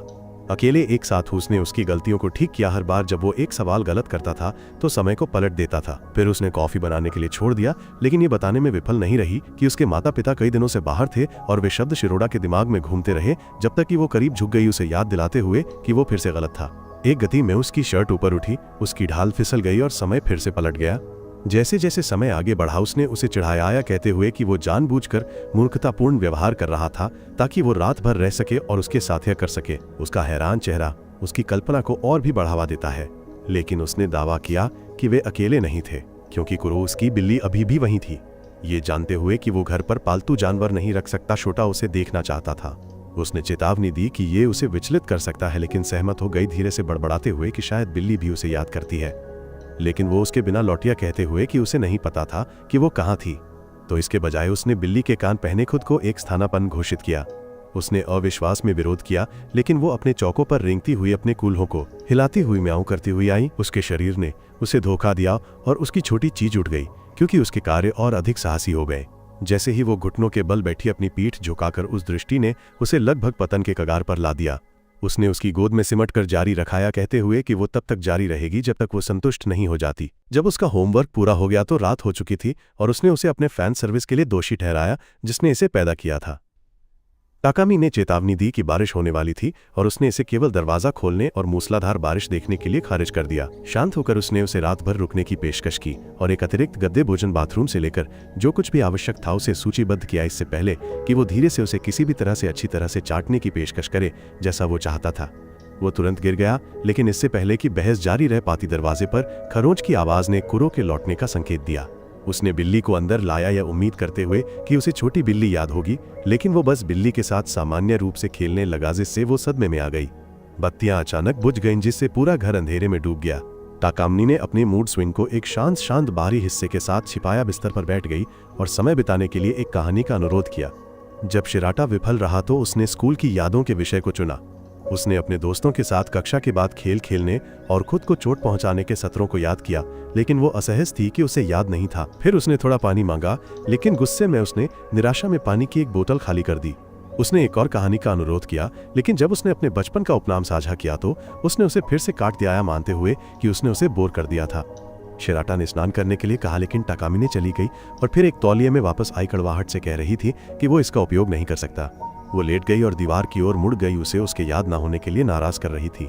शिराटा दोषी महसूस करते हुए एक बेहतर कहानी सोचने की कोशिश करने लगा। उसे अचानक एक आवारा बिल्ली के बारे में कुछ गहरा याद आया, जिसकी उसने एक बार एक छोटी बालों वाली लड़की के साथ देखभाल की थी और कैसे वो अक्सर बिल्ली के लिए छाता और तौलिया लाती थी। उसने पूछा कि उस लड़की के साथ क्या हुआ और शिराटा ने स्वीकार किया कि लड़की ने एक बार उसे प्रपोज किया था, लेकिन उसने कभी जवाब नहीं दिया और अंततः वो बिल्ली के साथ गायब हो गई। उसने स्वीकार किया कि उसे संपर्क खोने का पछतावा है और उसे उसका नाम कभी नहीं पता चला। ताकामिनी, जो गुप्त रूप से वही लड़की थी, उसके सामने बैठी चुपचाप उसे सुरागों को जोड़ने के लिए प्रेरित कर रही थी और उससे पूछ रही थी कि अगर वो उसे फिर से मिल गई तो वो क्या करेगा। इसके बजाय उसके मूर्ख दिमाग ने पूछा कि क्या वो लड़की को जानती है, जिससे वो निराश हो गई, लेकिन उसने खुद को संभाला और उसे याद रखने के लिए उसकी प्रशंसा की। अचानक बिजली कड़की, जिससे वो इतनी चौंक गई कि उसका तौलिया फिसल गया, जिससे उसका पूरा शरीर सामने आ गया और वो उसके ऊपर कूद गई क्योंकि एक और बिजली चमकी। शिराटा को आखिरकार एहसास हुआ कि वो गड़गड़ाहट से डरती थी और उसने उसे रहने के लिए बहाने के रूप में अपने होमवर्क का इस्तेमाल किया था। उसके ऊपर लेटकर उसने फुसफुसाते हुए कहा कि वो इस पल को मिटाना चाहती है, लेकिन क्योंकि उसकी शक्ति उस पर काम नहीं करती थी, उसने उससे इसे उसकी याददाश्त से मिटाने की भीख मांगी। अंततः वह अभी भी उसके साथ सिमटी हुई थी, उसकी बाहों में कांप रही थी और पहली बार शोटा को उसकी कमजोरी उजागर हुई, जो एक ताकामिनी के बगल में थी, जिसे किसी और ने कभी नहीं देखा था। जब बत्तियां वापस आईं तो ताकामिनी तुरंत उठ गई, अपने चारों ओर तौलिया लपेट लिया और रसोई में चली गई, कहते हुए कि वो कुछ पकाएगी। शिराटा ने यह कहकर विरोध करने की कोशिश की कि वो ठीक है, लेकिन उसने उसे खारिज कर दिया, दावा किया कि ये उसके लिए नहीं था, न कि वो उसके साथ खेलने पर अपने हिस्से को तैयार करने का वादा करती रही। चूंकि वे अकेले थे, उसने नवविवाहितों के रूप में एक भूमिका निभाने का सुझाव दिया और नियम सरल थे। यदि उनमें से कोई भी मना करता है है तो वे अपने बाकी जीवन के लिए कभी भी रोमांटिक रिश्ते में नहीं रहेंगे। शिरोआ ने बेतुकेपन के बारे में शिकायत की, लेकिन ताकामिनी के लिए यह एकदम सही था। उसके लिए वह खेलने में सबसे आसान था, एक बेवकूफ जो विरोध नहीं कर सकता था। खेल सेट होने के साथ वह खाना पकाने के लिए रसोई में चली गई। जब शिरोआ ने उसकी जांच की तो वो ताकामिनी को अपने एप्रन में एक मिठाई की तरह दिखने के दृश्य से चौंक गया। इससे पहले कि वो आगे प्रतिक्रिया कर पाता, उसने जोर देकर कहा कि वो उसके साथ अपनी प्यारी पत्नी की तरह व्यवहार करे। शर्माते हुए उसने उसका पालन किया और उससे बीच शील्ड पहनने का अनुरोध किया। खुश होकर उसने उसे उसकी मदद करने के लिए कहा और उसने हिचकिचाते हुए उसके ऊपर एक कवच डाल दिया ताकि चीज डिश डिस्प्ले को छिपाया जा सके। काम पूरा होने के साथ उसने उससे सूप बनाने में मदद करने के लिए कहा, लेकिन शिराडा उसकी उपस्थिति से इतना विचलित था कि उसने अंततः उसे जला। नाराज होकर ताकामिनी ने समय को पलट दिया और उसे उसकी लापरवाही के लिए धीरे से डांटा। रात का खाना आखिरकार हो गया और जब शिराडा ने उसके खाना पकाने की प्रशंसा की तो उसने एक प्यारी मुस्कान के साथ उसे काट दिया। उसके बगल में बैठकर उसने जोर देकर कहा कि वो उसे खिलाए जैसे जोड़े करते हैं। कांपते हुए और लाल होकर उसने उसे ऐसा करने दिया। पल और अधिक तीव्र हो गया जब सूप उसकी जांघ पर फैल गया।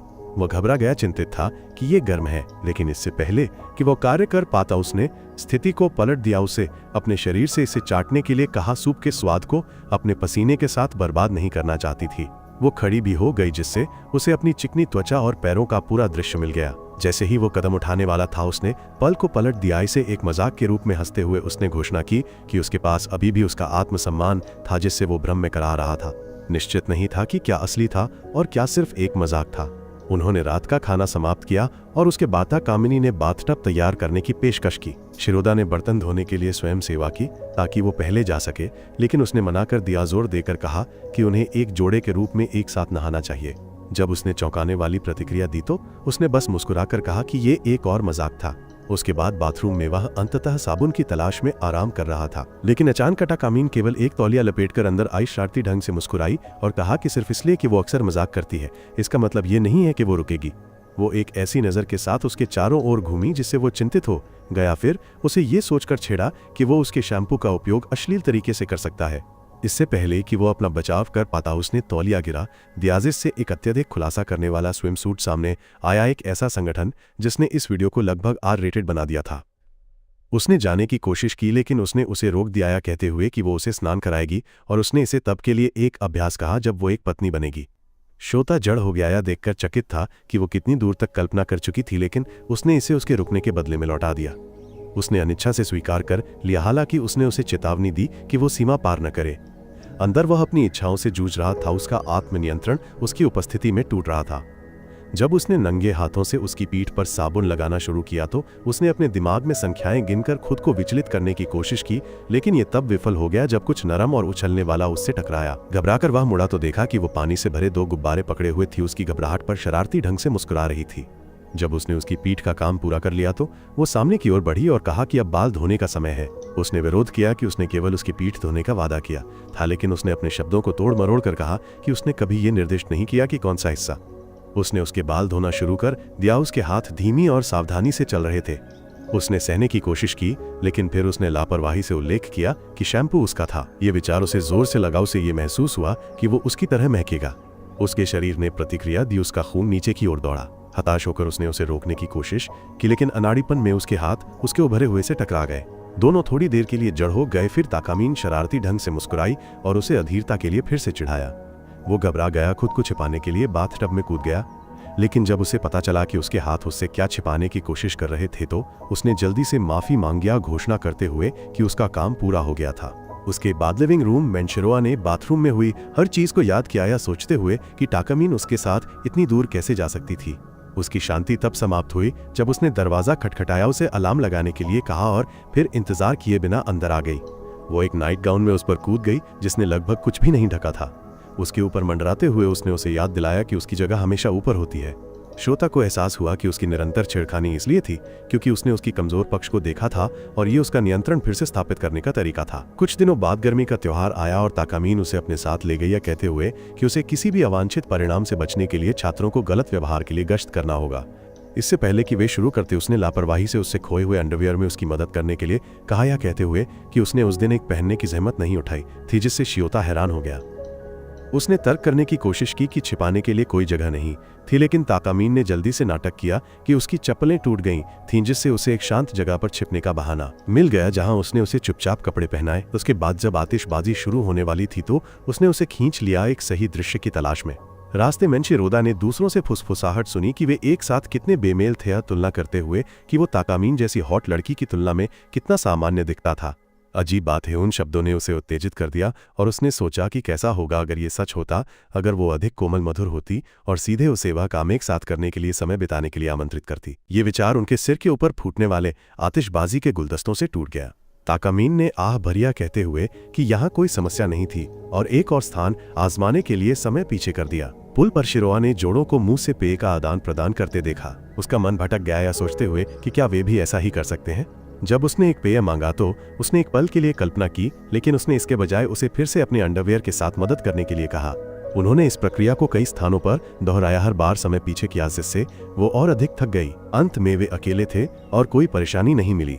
धीरे धीरे शिरो को एहसास हुआ कि वो काम के लिए समय पीछे नहीं कर रही थी, बल्कि एक डेट के पलों को फिर से बनाने के लिए कर रही थी।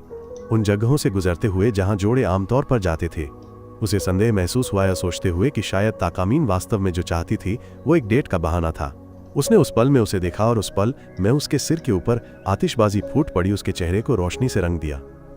उसकी सुंदरता से वो अभिभूत हो गया। उसे यकीन नहीं था कि ये वो थी या आतिशबाजी जिसने उसकी सांस रोक दी थी। उसने गर्मजोशी से मुस्कुराते हुए कहा, इस बार हम ठीक समय पर थे। उसने सहमति व्यक्त की, बुदबुदाते हुए कि ये सुंदर था, हालांकि उसे अब पता नहीं था कि वो आतिशबाजी के बारे में बात कर रहा था या उसके बारे में। लेकिन पहली बार उसने उसे एक कोमल और वास्तविक मुस्कान दी और उसने स्वीकार किया कि वो भी खुश थी। त्योहार के कुछ दिनों बाद ताकामीन ने शोता को स्कूल के ओपन हाउस के लिए बाहर जाने के लिए आमंत्रित किया। वो ओकू का दौरा करना चाहती थी, जो उसके और आइंस्टीन जैसे प्रतिभाशाली लोगों के लिए स्कूल था। लेकिन केवल इसके बारे में सोचने से ही शोता असहज हो गया, क्योंकि वो जानता था कि वो ओनली फैंस करने वाली लड़कियों जितना बुद्धिमान था। जब ताकामीन ने उससे पूछा कि वो भविष्य में क्या करने की योजना बना रहा है तो उसने स्वीकार किया कि उसे यकीन नहीं था, लेकिन उसके लिए यह गलत जवाब था। उसे उम्मीद थी कि वो कहेगा कि वो चाहे कुछ भी हो उसके पीछे जाएगा। उसे उसकी पसंद की परवाह नहीं थी, लेकिन उसे अभी भी उसकी गुलाम बनना था। लेकिन शियोता के लिए यह कहने का सिर्फ एक और तरीका था कि उसे उसी विश्वविद्यालय में जाना होगा जिसमें वो थी। उसने आगे कहा कि जब तक वो उसकी शर्तों को पूरा करेगा तब तक सब ठीक रहेगा, और शियोता कराह उठाया, सोचकर कि यह स्वतंत्रता से बहुत दूर था। स्वतंत्रता के बारे में बात करते हुए ताकामीन ने एक वीडियो कॉल किया और उसे अपना नया सेक्सी अंडरगारमेंट दिखाया जिसने लगभग कुछ भी नहीं ढका था। शिरोदा उसे देखकर लगभग घुट गया और उसने लापरवाही से उसे याद दिलाया कि वो वही था जिसने पहली बार ऐसी चीज चुनी थी, और बिना किसी झिझक के उसने उसे नीचे से एक दृश्य दिखाया जो उसके लिए विनाशकारी था। ताकामीन ने छिड़ा कि शायद एक दिन कॉलेज में वो सीनियर्स के लिए शुगर बेबी बन सकती है और उनके साथ एक जंगली पार्टी कर सकती है। शिरोदा ने तुरंत उस विचार को रोक दिया, जानते हुए कि ये एक ऐसी सीमा थी जिसे उसे पार नहीं करना चाहिए था, भले ही ये केवल एक मजाक ही क्यों ना हो। उसने इसे एक धमकी में बदल दिया, कहते हुए कि अगर वो नहीं चाहता कि वो ऐसा बने तो उसे उसके साथ उसी विश्वविद्यालय में जाना होगा। एक इनाम के रूप में वह एकमात्र ऐसा व्यक्ति था जिसे उसे इस तरह देखने की अनुमति थी। शिरोदा ने तर्क करने की कोशिश की, बताते हुए कि हर कोई जानता था कि उसके अंक प्रवेश परीक्षा पास करने के लिए पर्याप्त नहीं थे। जब वे अभी भी फोन पर थे, कुरो अचानक उसकी मेज पर कूद गया, जिससे उसका फोन गिर गया। कॉल समाप्त हो गया, लेकिन उसने जल्दी से उसे एक धमकी भरा संदेश भेजा कि अगर वो उसके साथ उसी विश्वविद्यालय में नहीं गया तो उसे दंडित किया जाएगा। कुछ दिनों बाद वे अलाकू परिसर का दौरा करने गए। शिरोदा पहले आया और जब ताकामीन दिखाई दी तो सभी की निगाहें उस पर थीं। हालांकि उसने ऐसा कपड़े नहीं पहने थे जैसे वो प्रति घंटे $20 की हो। उसने उसे पहचान लिया और शेरों को बहुत घूरने के लिए छेड़ा, जबकि वो शर्मिंदा था लेकिन इससे इनकार नहीं कर सका। अचानक वह उसके सामने खड़ी हो गई और समझाया कि उसकी कॉलेज की जिंदगी उस पर निर्भर थी, क्योंकि उसने उसके अंडरवियर वाहक के रूप में सेवा की थी। अगर वो पास नहीं होता और कोई उसे कपड़े बदलते हुए देख लेता तो ये लीक हो सकता था और वो एक घोटाले में फंस सकती थी। शियोता के लिए वह तर्क पागलपन था, क्योंकि कक्षा में अंडरवियर बदलना पहले से ही गलत था और बाथरूम होने का एक कारण था। ताकामीन उसके तार्किक विचार से हैरान थी और उसकी प्रशंसा की, लेकिन वो निराश थी कि वो जाल में नहीं फंसा। उसने विषय बदल दिया, उसकी योजनाओं के बारे में पूछा, भले ही उसने फैसला नहीं किया था। उसने जोर देकर कहा कि उसे इस बार इसे गंभीरता से सोचना चाहिए। चियोता ने स्वीकार किया कि वो कॉलेज जाने के बजाय काम करने पर विचार कर रहा था, लेकिन ताकीमन थोड़ी देर के लिए रुक गई, फिर कारण पूछा। उसने समझाया कि उसकी छोटी बहन अगले साल स्कूल शुरू करेगी, जिसका मतलब था कि उनके माता पिता को अतिरिक्त ट्यूशन फीस का भुगतान करना होगा। और क्योंकि वो उन पर बोझ नहीं बनना चाहता था, उसे लगा कि कॉलेज में ऐसा कुछ भी नहीं था जो उसे उत्साहित करता हो। अधूरे मन से पढ़ाई करने के बजाय उसने सोचा कि काम करना और अपने माता पिता की दयालुता का प्रतिदान करना बेहतर होगा। ताकामीन उसकी परिपक्वता से हैरान थी, लेकिन उसने अभी भी उससे तर्क करने की कोशिश किया, कहते हुए कि वो कॉलेज में पार्ट टाइम काम कर सकता है और अभी भी उसकी अधीनस्थ रह सकता है। निश्चित रूप से जब परिसर ओरिएंटेशन शुरू हुआ तो ताकामी थोड़ी असामान्य लग रही थी, लेकिन उसने जल्दी से अपनी संयम वापस पा ली और प्रस्तुति में शामिल हो गई। जब यह समाप्त हुआ तो उसने निडरता से अपना हाथ उठाया और अकादमी से स्नातक होने के लाभों के बारे में पूछा। सभी उसके सवाल से हैरान थे। व्याख्याता ने समझाया कि छात्रों को उच्च उपलब्धि के लिए प्रमाण पत्र मिलते हैं और कुछ दुर्लभ मामलों में व्याख्याता नौकरी के आवेदनों के लिए सिफारिश पत्र प्रदान करते हैं। ताकामीन वहीं रुक गई, लेकिन किसी तरह वो असंतुष्ट थी और उसने समय पीछे कर दिया। उसने अपना सवाल समायोजित किया और विश्वविद्यालय के सर्वश्रेष्ठ स्नातक छात्र होने के लाभों के बारे में पूछा। हालांकि जवाब वही रहा, वह उसके बाद अधिक उत्साहित लग रही थी। शिरोदा ने पूछा कि क्या बदल गया है, और उसने अकादमी और विश्वविद्यालय के बीच अंतर समझाया और विशिष्टता पर जोर दिया। अधिक महत्वपूर्ण बात अब समय आ गया था कि वो अपने अंडरवियर के साथ उसकी मदद करे। शिरोदा अनुरोध पर तनाव में आ गया, लेकिन ताकामीन ने उसे आश्वस्त किया क्योंकि मेज के घुमावदार आकार और उनके शीर्ष पर स्थिति के कारण कोई भी ये नहीं देखेगा कि उसके नीचे क्या हो रहा था। हार मानकर शिरोदा आगे बढ़ा और जल्दी से उसके अंडरवियर को समायोजित किया। ताकामीन ने उसे छेड़ा उसे ठीक से करने के लिए उसके सिर को अपनी जांघों के बीच फंसा लिया। उसके बाद घर जाते समय शिरोदा ने स्वीकार किया कि उसे परिसर का दौरा पसंद आया, लेकिन उसे अभी भी समझ नहीं आया कि उसने अपना सवाल क्यों बदला। ताकामीन ने समझाया कि वो एक सर्वशक्तिमान देवी बनना चाहती थी और उसके लिए विशिष्टता महत्वपूर्ण थी। अधिक महत्वपूर्ण बात, वह उसे यथासंभव कुशलता से उपयोग करना चाहती थी अगर एक दिन वे अलग हो गए। शियोता के आश्चर्य के लिए वह उम्मीद कर रहा था कि ताकामीन उसे हर जगह जंजीर में बांध देगी, लेकिन उसने कहा कि ये एक मजाक था क्योंकि वो एक अत्याचारी नहीं थी। हालांकि उसे खुश नहीं होना चाहिए क्योंकि वो उससे अपने स्कूल के शेष समय के लिए जितना चाहे उतना उपयोग करेगी। शियोता जड़ हो गया। उसे बाद में स्वतंत्र होने के विचार पर राहत महसूस करनी चाहिए थी, लेकिन उसके दिल में कुछ ऐसा था जो उसे परेशान कर रहा था क्योंकि उसे यकीन नहीं था कि वो उसके बिना खुश होगा। अगले दिन स्कूल में शियोता पिछले दिन ताकामीन की उदास नज़र को बार बार याद करने से खुद को रोक नहीं पाया। जब उसने उसे नमस्ते कहा तो वो तुरंत अपने सामान्य स्व पर लौट आई, लेकिन शियोता ने ध्यान दिया कि कुछ सही नहीं था। ताकामीन की पोशाक अजीब तरह से तिरछी थी और छात्र उसकी ओर अपने फोन इशारा कर रहे थे। जब उसने उसे चुपचाप बताया तो उसने जोर देकर कहा कि ये जानबूझकर था, लेकिन फिर भी इसे समायोजित कर लिया जैसे कि उसे चिंता थी कि वो नहीं चाहता था कि दूसरे लड़के उसकी नितंब देखें। जैसे ही वे आगे बढ़े उसने ये भी देखा कि उसने केवल एक मोजा पहना हुआ था, जिसने उसके संदेह को और गहरा कर दिया कि आज उसके साथ कुछ सही नहीं था। उसके बाद ट्रेन मिनशरू की चिंता बढ़ गई। ताकामीन की सामान्य पूर्णता गायब हो गई थी। उसे ध्यान से देखते हुए उसने उसके स्तन के हिलने डुलने को इस तरह देखा जिससे ये स्पष्ट हो गया कि उसने पूरी तरह से कोई रक्षा नहीं पहनी हुई थी।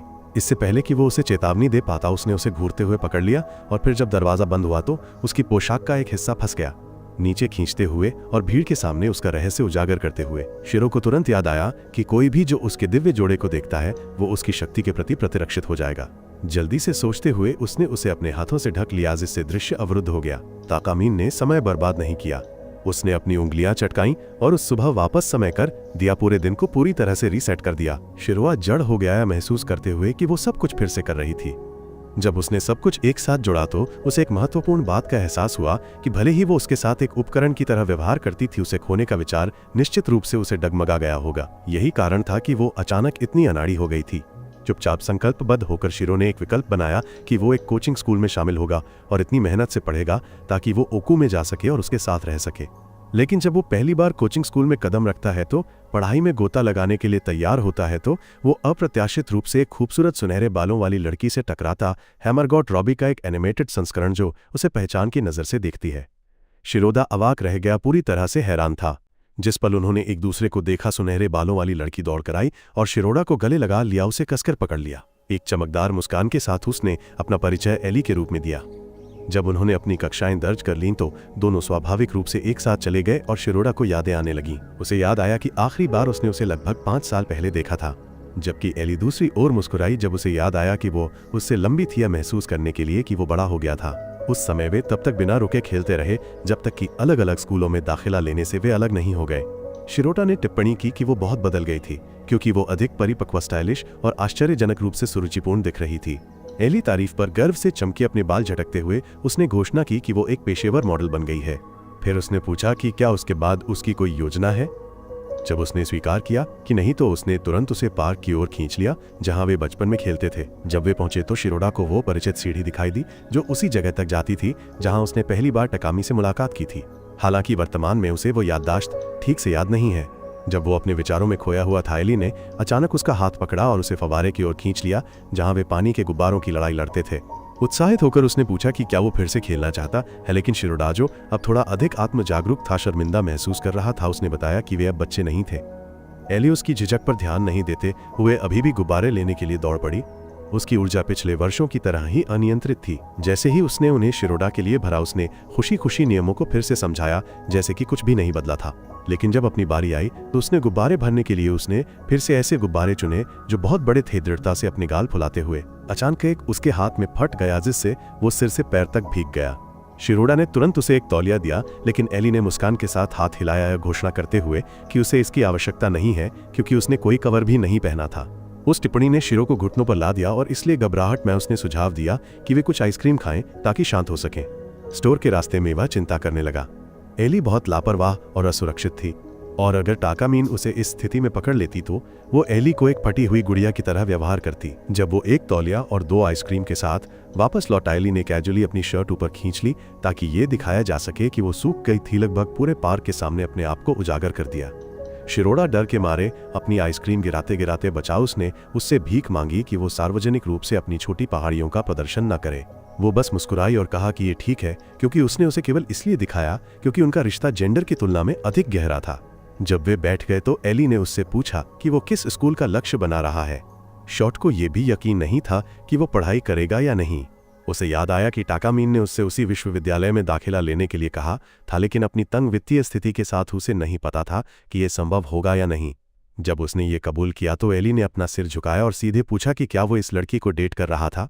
भ्रमित होकर शिरोटा घबरा गया, लेकिन वो आसानी से उसके चेहरे को पढ़ सकती थी। मुस्कुराते हुए उसने चिढ़ाया कि वो उस लड़की को कुछ अच्छी वाइन देने का सपना देख रहा होगा। एली ने शर्म से उसकी पीठ थपथपाई, लेकिन शिरोटा और भी चौड़ा मुस्कुराया, घोषणा करते हुए कि कोई भी लड़की जो उसे अपने स्कूल में आमंत्रित करती है वे निश्चित रूप से उसे गुप्त रूप से पसंद करती होगी। उसने उसे अपनी आइसक्रीम दी, लेकिन वो पिघल रही थी और उसकी गर्दन से टपक रही थी। बिना किसी हिचकिचाहट के एली झुक गई और उसे चाट लिया, जिससे शिरोड़ा पिघल गया। वो उसकी प्रतिक्रिया पर मुस्कुराई और कहा, लड़कियां हमेशा ऐसा करती हैं। लेकिन उसके दिमाग में तुरंत उसके और टकामीन के 2 तलवारों के युद्ध की अंधेरी छवियां चमक उठी। उसकी घबराहट और बढ़ गई जब जैसे कि उसकी दोषी अंतरात्मा द्वारा बुलाई गई होटकामीन अचानक उनके पीछे दिखाई दी। पहले तो वो बहुत गुस्से में लग रही थी, लेकिन कुछ ही सेकंड में उसके चेहरे पर हमेशा की तरह शरारती मुस्कान आ गई। उसने शिरोटा को साहसी कहा कि वो सार्वजनिक रूप से फ्लर्ट करने की हिम्मत कर रहा है। शॉट ने पूछा कि वो यहाँ क्यों थी जब उसे अस्वस्थ बताया गया था। टाकामीन ने अपनी बाहें मोड़ लीं और घोषणा की कि वो हमेशा अपनी सर्वश्रेष्ठ स्थिति में रहती है। फिर अपने गुस्सैल चेहरे पर लौटते हुए उसने पूछा कि वो तेमू के इस मार्गोट रॉबी संस्करण के साथ इतने दोस्ताना क्यों था। एली अपमानित होने के बजाय खुशी से झूम उठी जानकर कि टाकामीन ने उसे मार्गोट रॉबी कहा था। एली ने एक पानी का गुब्बारा निकाला और समझाया कि वे बस खेल रहे थे, लेकिन टाकामीन का चेहरा लाल हो गया जब उसने इसे कुछ और भी कम निर्दोष समझ लिया। हालांकि वह जानती थी कि शिराडा में कार्य करने की हिम्मत नहीं थी, इसलिए उसने सीधे एली से उसके इरादों के बारे में पूछा। दोनों ने पुष्टि की कि वे सिर्फ खेल रहे थे क्योंकि गर्मी थी, लेकिन टाकामीन की कल्पना एक बार फिर भटक गई। जब एली ने उसे शामिल होने के लिए आमंत्रित किया तो उसने एक पूरी तरह से अलग त्रिगुट परिदृश्य की कल्पना की। जब शिरा ने चिंतापूर्वक कहा कि वो उसे गीला नहीं करना चाहता तो टाकामीन ने महकिया और पलटकर कहा कि वो वैसे भी उसे गंदा करने के लिए पर्याप्त मजबूत नहीं था। जब एली गुब्बारे भरने के लिए दौड़ी, शिरोड़ा ने चुपचाप पूछा कि क्या टाकामीन इससे ठीक है। केवल एक दर्दनाक थप्पड़ उसके चेहरे पर पड़ा। उसने उसे एक बेशर्म फ्लर्ट कहा और उसे पढ़ाई पर ध्यान केंद्रित करने और भविष्य पर ध्यान केंद्रित करने के बजाय लापरवाही करने के बारे में लेक्चर दिया। जैसे ही शिरो शर्मिंदगी में डूबने लगा, एली वापस आ गई। उसने स्वीकार किया कि यह उसका विचार था और जोर देकर कहा कि उसने उसे खेलने के लिए मजबूर किया था। उसके हाथ में गुब्बारों का पैक देखकर टाकामीन को आखिरकार एहसास हुआ कि उसने जल्दबाजी में गलत निष्कर्ष निकाला था। एली ने खुद को ठीक से परिचित कराया और टाकामीन को याद आया कि वो जीवंत लड़की थी जो एक बार शियोटा के साथ खेलती थी। अपनी ही धारणाओं से शर्मिंदा होकर टाकामीन मुड़ी और चली गई, लेकिन एली ने जोर देकर कहा कि वो रुक जाए और शिरो को पेय लाने के लिए भेज दिया। जब वे अकेले थे, एली ने अपने व्यवहार के लिए माफी मांगी। एक ऑल गर्ल्स स्कूल में पढ़ने के कारण उसने वास्तव में कभी नहीं सीखा था कि लड़कों के साथ सीमाएं कैसे तय करें। उसने समझाया कि एक महिला के लिए उस आदमी के पास आने वाली दूसरी लड़की के प्रति सुरक्षात्मक महसूस करना स्वाभाविक था जिससे वह प्यार करती थी। फिर टाकामीन की उपस्थिति की खुले तौर पर प्रशंसा की।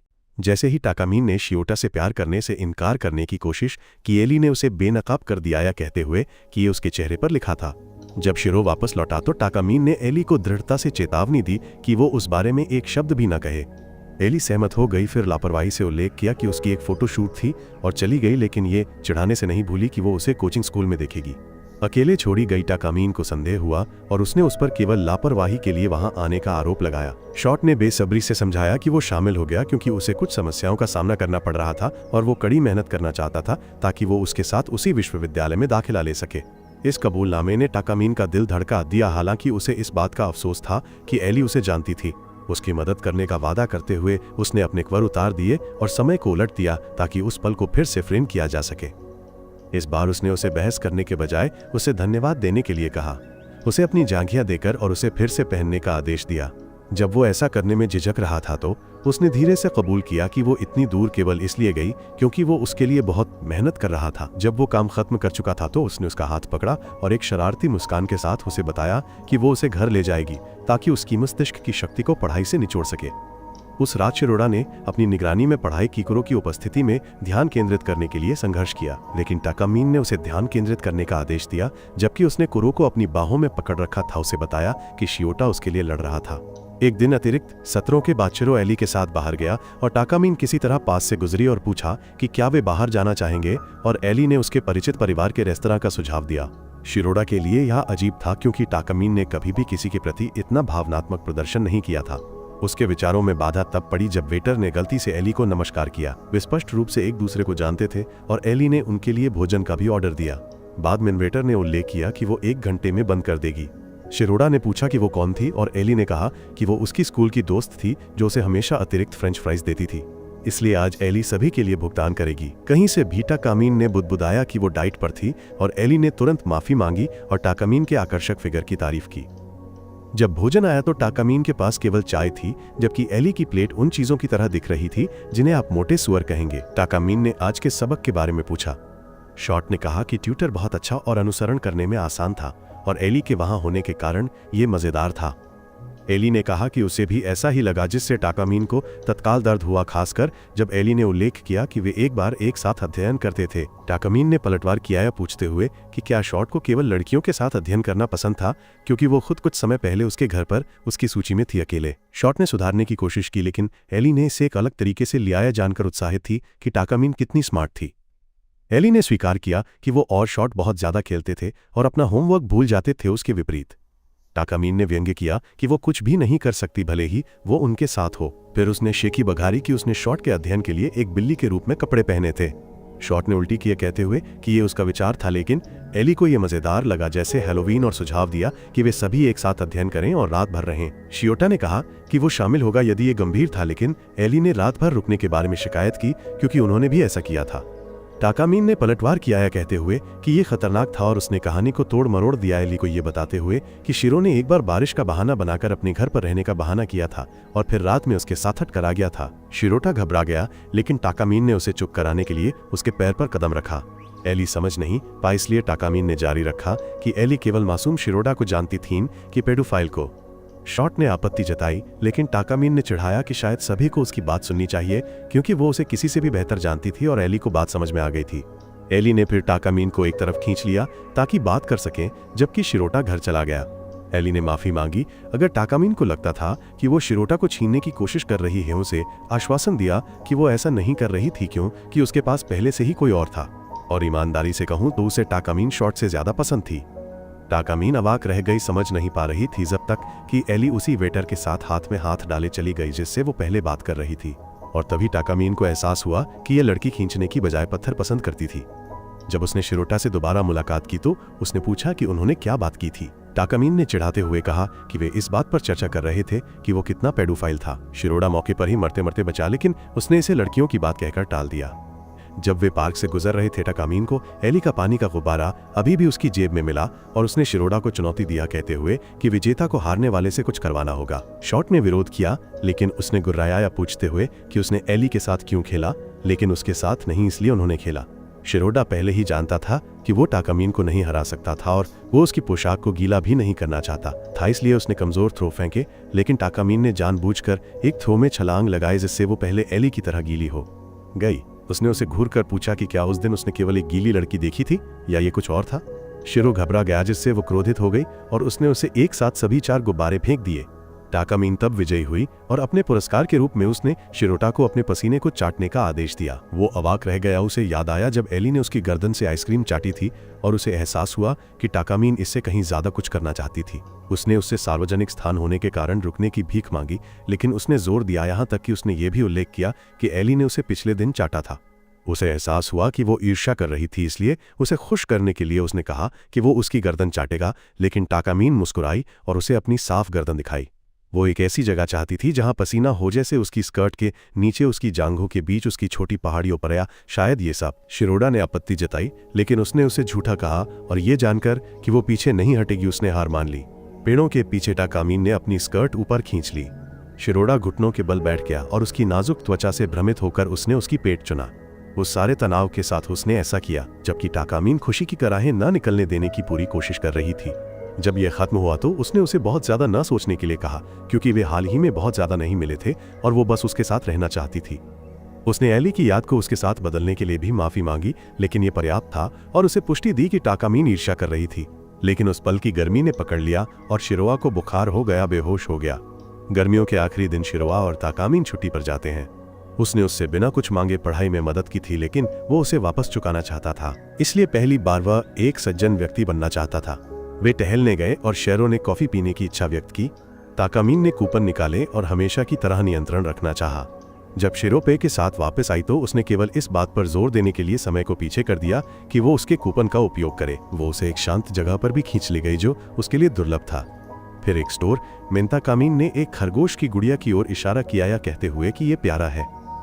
उसने चुपके से उसे खरीदा और जब उसने उसे दिया तो उसने कहा कि वो उसे कुछ देने के बजाय कुछ देना पसंद करेगी। उसने उससे पूछा कि वो और क्या करना चाहता है।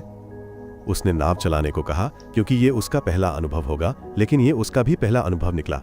जैसे ही उसने नाव चलाया टाकामीन असहज हो गई और उसने एक बारी की मांग की। जब उसने मना किया तो वो पानी में कूद गई, समय को पीछे करने के लिए अपने कपड़े उतार दिए। हालांकि इस बार उसने खुद ही अपने अंडरवियर वापस पहने। शिरोआ ने इस बात पर ध्यान दिया और वो ये कहते हुए चली गई कि वो बहुत धीमा है। उसने माफी मांगी, चिंतित था कि ये यात्रा उसका समय बर्बाद कर रही है, लेकिन उसने कहा कि ऐसा इसलिए था क्योंकि वो पल का आनंद लेने के बजाय खुद को मजबूर कर रहा था। उसने उसे याद दिलाया कि उसे यहाँ लाने का कारण उसे कड़ी मेहनत के लिए एक उपहार देना था और आखिरकार वो उसके अजीब व्यवहार को समझ गया, इसलिए उसने उसकी मदद, अध्ययन और छुट्टी के लिए उसे धन्यवाद दिया। उस ईमानदारी ने उसे हैरान कर दिया। भ्रमित होकर टाकामीन अंततः यात्रा के बाकी हिस्सों के लिए उसके नेतृत्व का पालन करने के लिए सहमत हो गई। कुछ दिनों बाद शिरोआ को टाकामीन के साथ अध्ययन करना था, लेकिन रास्ते में वह गलती से एली से मिला और किसी कारणवश वो उसके साथ आ गई। तीनों ने अंत में एक साथ पढ़ाई की, लेकिन टाकामीन गुस्से में थी, जबकि एली टाकामीन के कमरे में होने पर बेहद खुश थी और उसने ये भी कबूल किया कि वो हमेशा उसके साथ पढ़ाई करना चाहती थी। टाकामीन अब और सहन नहीं कर सकी। उसने फटकार लगाई, यह पूछते हुए कि एली अपनी खींचने वाली प्रेमिका के साथ पढ़ाई क्यों नहीं कर रही थी। एली ने कंधा उचकाते हुए कहा कि रूरी हाल ही में बहुत व्यस्त थी, इसलिए उसके पास खेलने के लिए कोई नहीं था। टाकामीन ने उसे फटकार लगाई कि अगर वो खेल खेलना चाहती है तो उसे खेल के मैदान में जाना चाहिए। लेकिन एली को जरा भी अपमान नहीं हुआ और तभी शिरो को कुछ याद आया जो एली ने एक बार कहा था कि उसे लड़कियां ज्यादा पसंद हैं। उसके संदेह की पुष्टि तब हुई जब एली ने गलती से टाकामीन की संपत्ति को छेड़ दिया कि उससे एक सवाल पूछा। टाकामीन तुरंत खड़ी हो गई और शिरोटा को पेय खरीदने के लिए बाहर भेज दिया। वो मना करना चाहता था, उसे एली के साथ अकेला छोड़ने से डर रहा था, लेकिन टाकामीन की एक घातक नजर ने उसे भागने के लिए मजबूर कर दिया। अकेले में टाकामीन ने कोई बात नहीं की।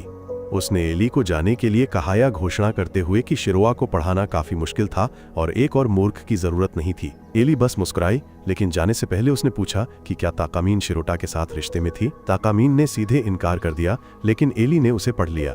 उसने चढ़ाया कि शिरोदा संपर्क करने में मुश्किल है, हमेशा उन संकेतों को याद करता है जो किसी को भी थका देते हैं। इसने टाकामीन को प्रभावित किया और उसने कबूल किया कि एली सही थी, क्योंकि चाहे उसने उसे लुभाने की कितनी भी कोशिश की हो, उसके मोटे सिर को कभी पता नहीं चलेगा। एली उसकी ईमानदारी पर हैरान थी और टाकामीन पीछे हट गई, ये कहते हुए कि ये सब उसकी एक दोस्त के बारे में था। एली ने ढोंग किया और पूछा कि इस दोस्त ने क्या किया। टाकामीन ने बिल्ली जैसे हर काम को सूचीबद्ध किया। बाथरूम में तमाशा, हर छोटा प्रयास। एली ईर्ष्या कर रही थी लेकिन शांत रही। ताकामीन ने यह कहना जारी रखा कि यदि वो आदमी उसकी दोस्त जैसी एक महान महिला से संकेतों को पहचान नहीं पाता है तो उसके साथ कुछ गलत है। एली ने पूछा कि क्या उस आदमी ने कभी बदले में कुछ दिखाया है। ताकामीन ने एक रात के बारे में सोचा जब वो आदमी अपनी दोस्त के घर जल्दी आया, उसके लिए बुखार से चिंतित था, यहाँ तक कि एक तारीख की योजना बनाई और उसी परिसर में जाने के लिए कड़ी मेहनत से पढ़ाई की। एली लगभग फट गई जब उसने ताकामीन को खुद को एक दोस्त और श्रोता को आदमी कहते सुना। ताकामीन ने उसे सरल विशेष नहीं लेकिन ईमानदार और जिम्मेदार कार्यों का आदमी बताया। एली उछल पड़ी और घोषणा की कि अगर कोई उसके लिए पढ़ाई करने और उसके साथ भविष्य की योजना बनाने के लिए इतना समर्पित है तो वो प्यार है, सादा और सरल। ताकामीन सदमे में जम गई क्योंकि उसने उसकी मूर्खता का उल्लेख नहीं किया था, लेकिन एली ने दावा किया कि यह सिर्फ एक अनुमान था। फिर उसने पूछा कि क्या एली सिर्फ उसकी अनूठा संपत्ति को छूने के लिए यहाँ आई थी। एली ने माफी मांगी लेकिन कहा कि ये उसकी गलती नहीं थी। ताकामीन का शरीर पुरुषों और महिलाओं दोनों के लिए आकर्षक था। ताकामीन ने मुस्कुराया, फिर उसे उन्हें छूने की पेशकश की। जब शिरो वापस आया तो उसे आधा उम्मीद थी कि ताकामीन ने एली को पटककर बाहर निकाल दिया होगा, लेकिन अंदर से आने वाली आवाजों ने उसे उत्सुक कर दिया। कमरे से उसने ताकामीन को एली को इतनी कसकर ना पकड़ने के लिए डांटते हुए सुनाज बकी। एली ने आहें भरी कि ये बहुत नरम था। शिरोदा लगभग होश खो बैठा, लेकिन फिर एली चिल्लाई कि वो चाटना नहीं चाहती। शॉट की कल्पना दूर तक उड़ गई जब तक उसे पता चला कि वे सिर्फ कुरो के साथ खेल रहे थे। कई दिन बीत गए और बारिश का मौसम शुरू हो गया। स्कूल के रास्ते मिंचिरोटा और ताकामीन खुश थे कि बारिश रुक गई थी ताकि उनकी वर्दी गीली ना हो। लेकिन ताकामीन ने टिप्पणी की कि ये उसके फायदे के लिए था, क्योंकि अगर वो अपना पहला पीच शील्ड खो देती है तो वो इसे अपनी जैकेट के नीचे छिपा सकती है। गर्मी के विपरीत जब उसके कीमती हिस्से बहुत दिखाई देते थे, तभी शिरो को पता चला कि जब भी वो जैकेट पहनती थी तो वह अक्सर कुछ भी नहीं पहनती थी। उसने उसकी शक्ल देखी और पूछा कि क्या उसकी कहानी बोरिंग थी, लेकिन उसने इतनी जल्दी सिर हिलाया कि उसने एक खेल खेलने का फैसला किया। उसने उससे पीछे मुड़ने को कहा और जब वो समय को पीछे कर चुकी होगी तो उसे यह अनुमान लगाना होगा कि ट्रेन स्टेशन पहुंचने से पहले उसने अपने अंडरवेयर का कौन सा टुकड़ा खो दिया था और विजेता हारे हुए को आदेश देगा। शिरोटा के लिए यह पूरी तरह से एक जुआ था। ताकामीन ने उसे अपने विकृत डिटेक्टर कौशल का उपयोग करके अपने चलने के तरीके में कपड़ों के रगड़ने की आवाज का पता लगाने के लिए चिढ़ाया, लेकिन उसने चिल्लाया कि वो कोई जादूगर नहीं था। उसने दांव बढ़ाया कि अगर वो जीतता है तो वो उसे स्विमसूट में अध्ययन करने के लिए मजबूर कर सकता है। उसके लिए उसके जैसा एक नीच व्यक्ति उसे आदेश देगा या एक वरदान होगा।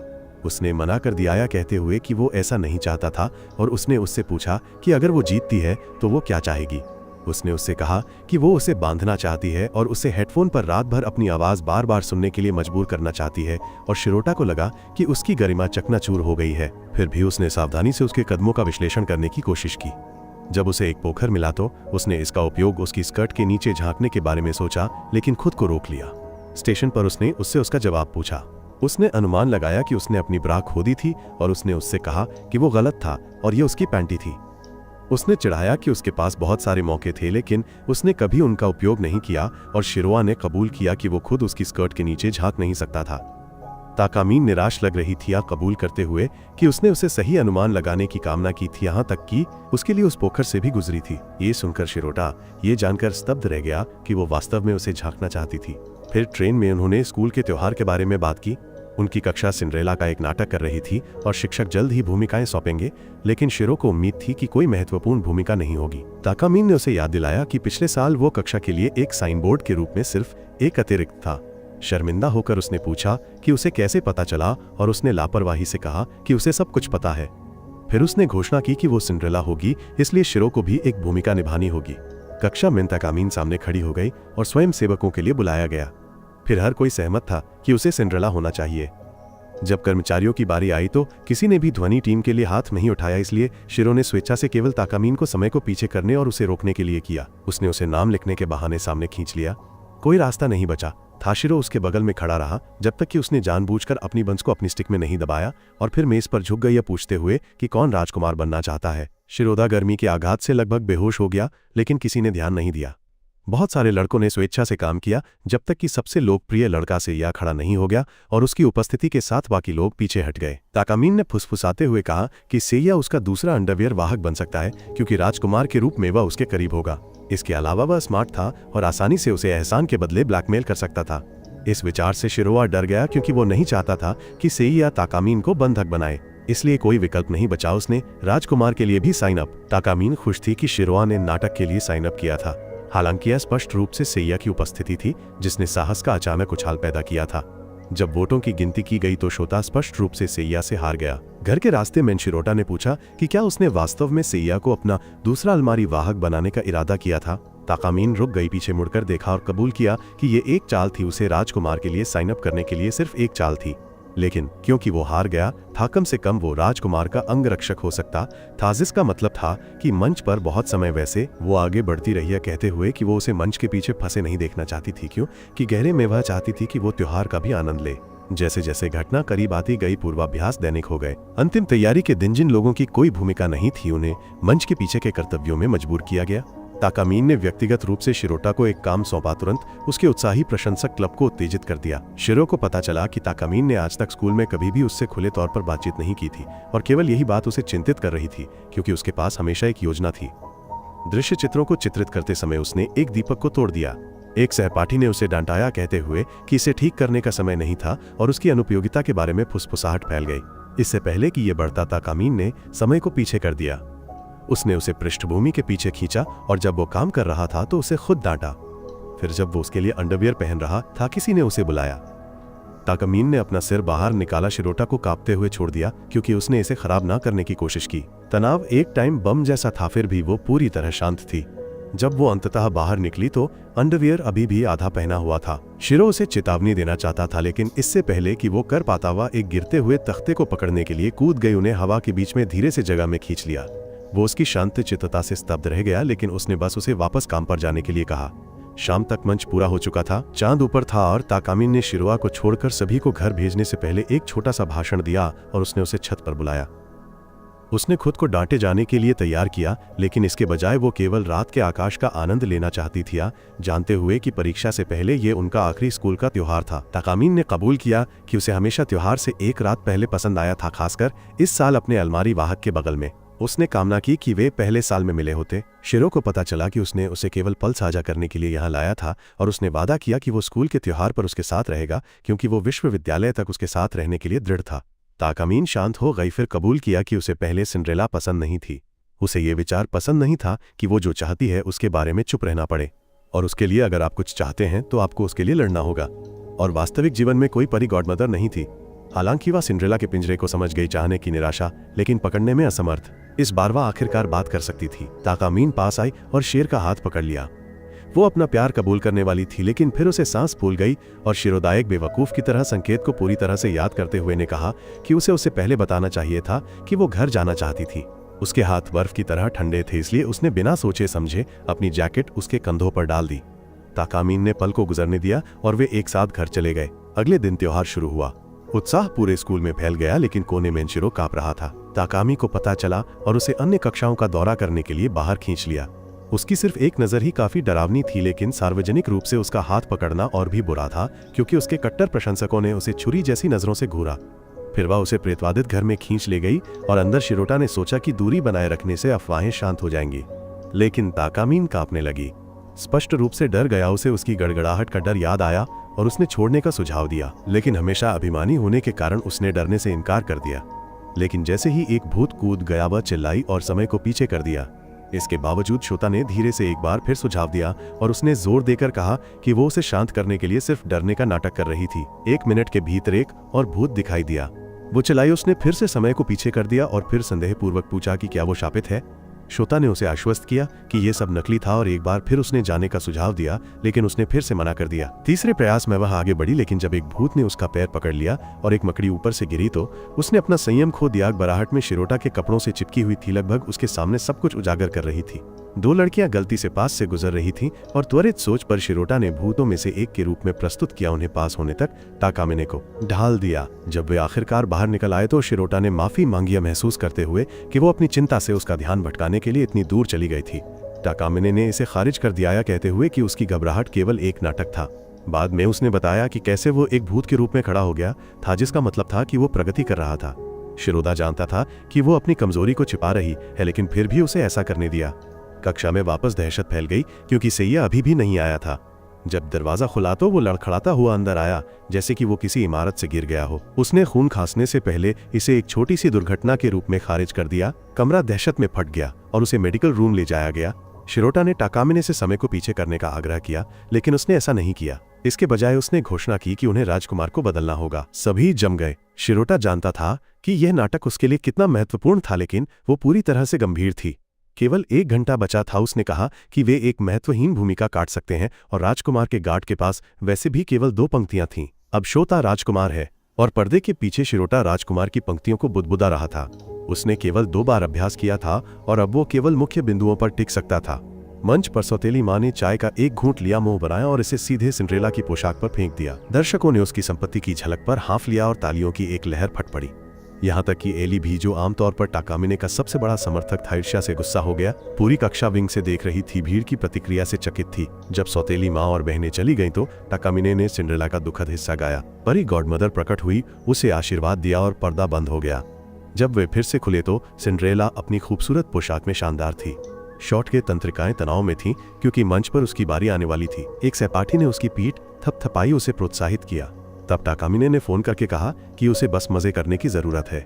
इससे उसे छत पर उस पल की याद आ गई जब उसने कहा था कि वो बस त्योहार का आनंद लेना चाहती थी। राजकुमारी ने पुकारा और शिरोदा ने मंच पर कदम रखा, एक गहरी सांस ली और भीड़ का सामना किया। लेकिन जब उसने देखा कि सभी की निगाहें उस पर टिकी हैं तो उसका शरीर अकड़ गया और वो बेजुबान हो गया।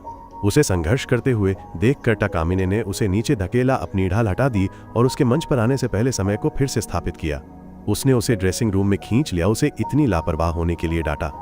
उसने उससे कहा कि वो दर्शकों की परवाह न करे क्योंकि वैसे भी कोई उस पर ध्यान नहीं दे रहा था और उसे पूरे प्रदर्शन के दौरान केवल उस पर ध्यान केंद्रित करने की सलाह दी। हालांकि उसके शब्द कठोर लग रहे थे, श्रोता ने उनमें दयालुता महसूस की। इस बार वो आत्मविश्वास के साथ मंच पर आया। उसने सिंड्रेला को नृत्य के लिए आमंत्रित किया और टाकामिने ने खुशी खुशी स्वीकार कर लिया। अपनी पहली पंक्ति को धारा प्रवाह बोलने पर राहत मिली। शिरोटा ने अपनी बारी आने से पहले उसके एकल हिस्से का इंतजार किया। जब रोशनी बंद हुई तो उसने अपनी आंखें खोलीं और पाया कि उसका चेहरा टाकामिने पर टिका हुआ था। जब उसने अपनी देवदूत जैसी आवाज में गाया तो उसने सावधानी से उसे उसकी पंख वाली आड़ को फिर से पहनने में मदद की। जब रोशनी वापस आई तो वो समय पर अपनी जगह पर आ गया था और कहानी आसानी से आगे बढ़ी। चरमोत्कर्ष पर राजकुमार सिंड्रेला के घर आया ताकि वो कांच की चप्पल पहन सके, लेकिन अचानक सैया अंदर घुस गया, या घोषणा करते हुए कि शिरोदा एक धोखेबाज था जिसने घायल होने के दौरान उसकी भूमिका चुरा ली थी। शिरोदा फिर से जम गया क्योंकि ये स्क्रिप्ट में नहीं था। टाकामिने ने जल्दी से समायोजित किया, लेकिन सैया और आगे बढ़ गया, या कहते हुए कि टाकामिने को शिरोटा जैसे गंदे व्यक्ति को छूने नहीं देना चाहिए, यह दावा करते हुए कि उसने पूरे सप्ताह हैंड क्रीम लगाई थी। शिरो को एहसास हुआ कि सैया केवल ईर्ष्या कर रहा था, वह वही बनना चाहता था जिसने उसे छुआ था। शिरोया गुस्सा था कि सैया टाकामिने के आखिरी त्योहार को बर्बाद कर रहा था। उसकी बात काटते हुए उसने घोषणा की कि भले ही वो एक धोखेबाज था, वह उसे नहीं छोड़ेगा और सैया जैसा स्वार्थी व्यक्ति वैसे भी उसके लायक नहीं था।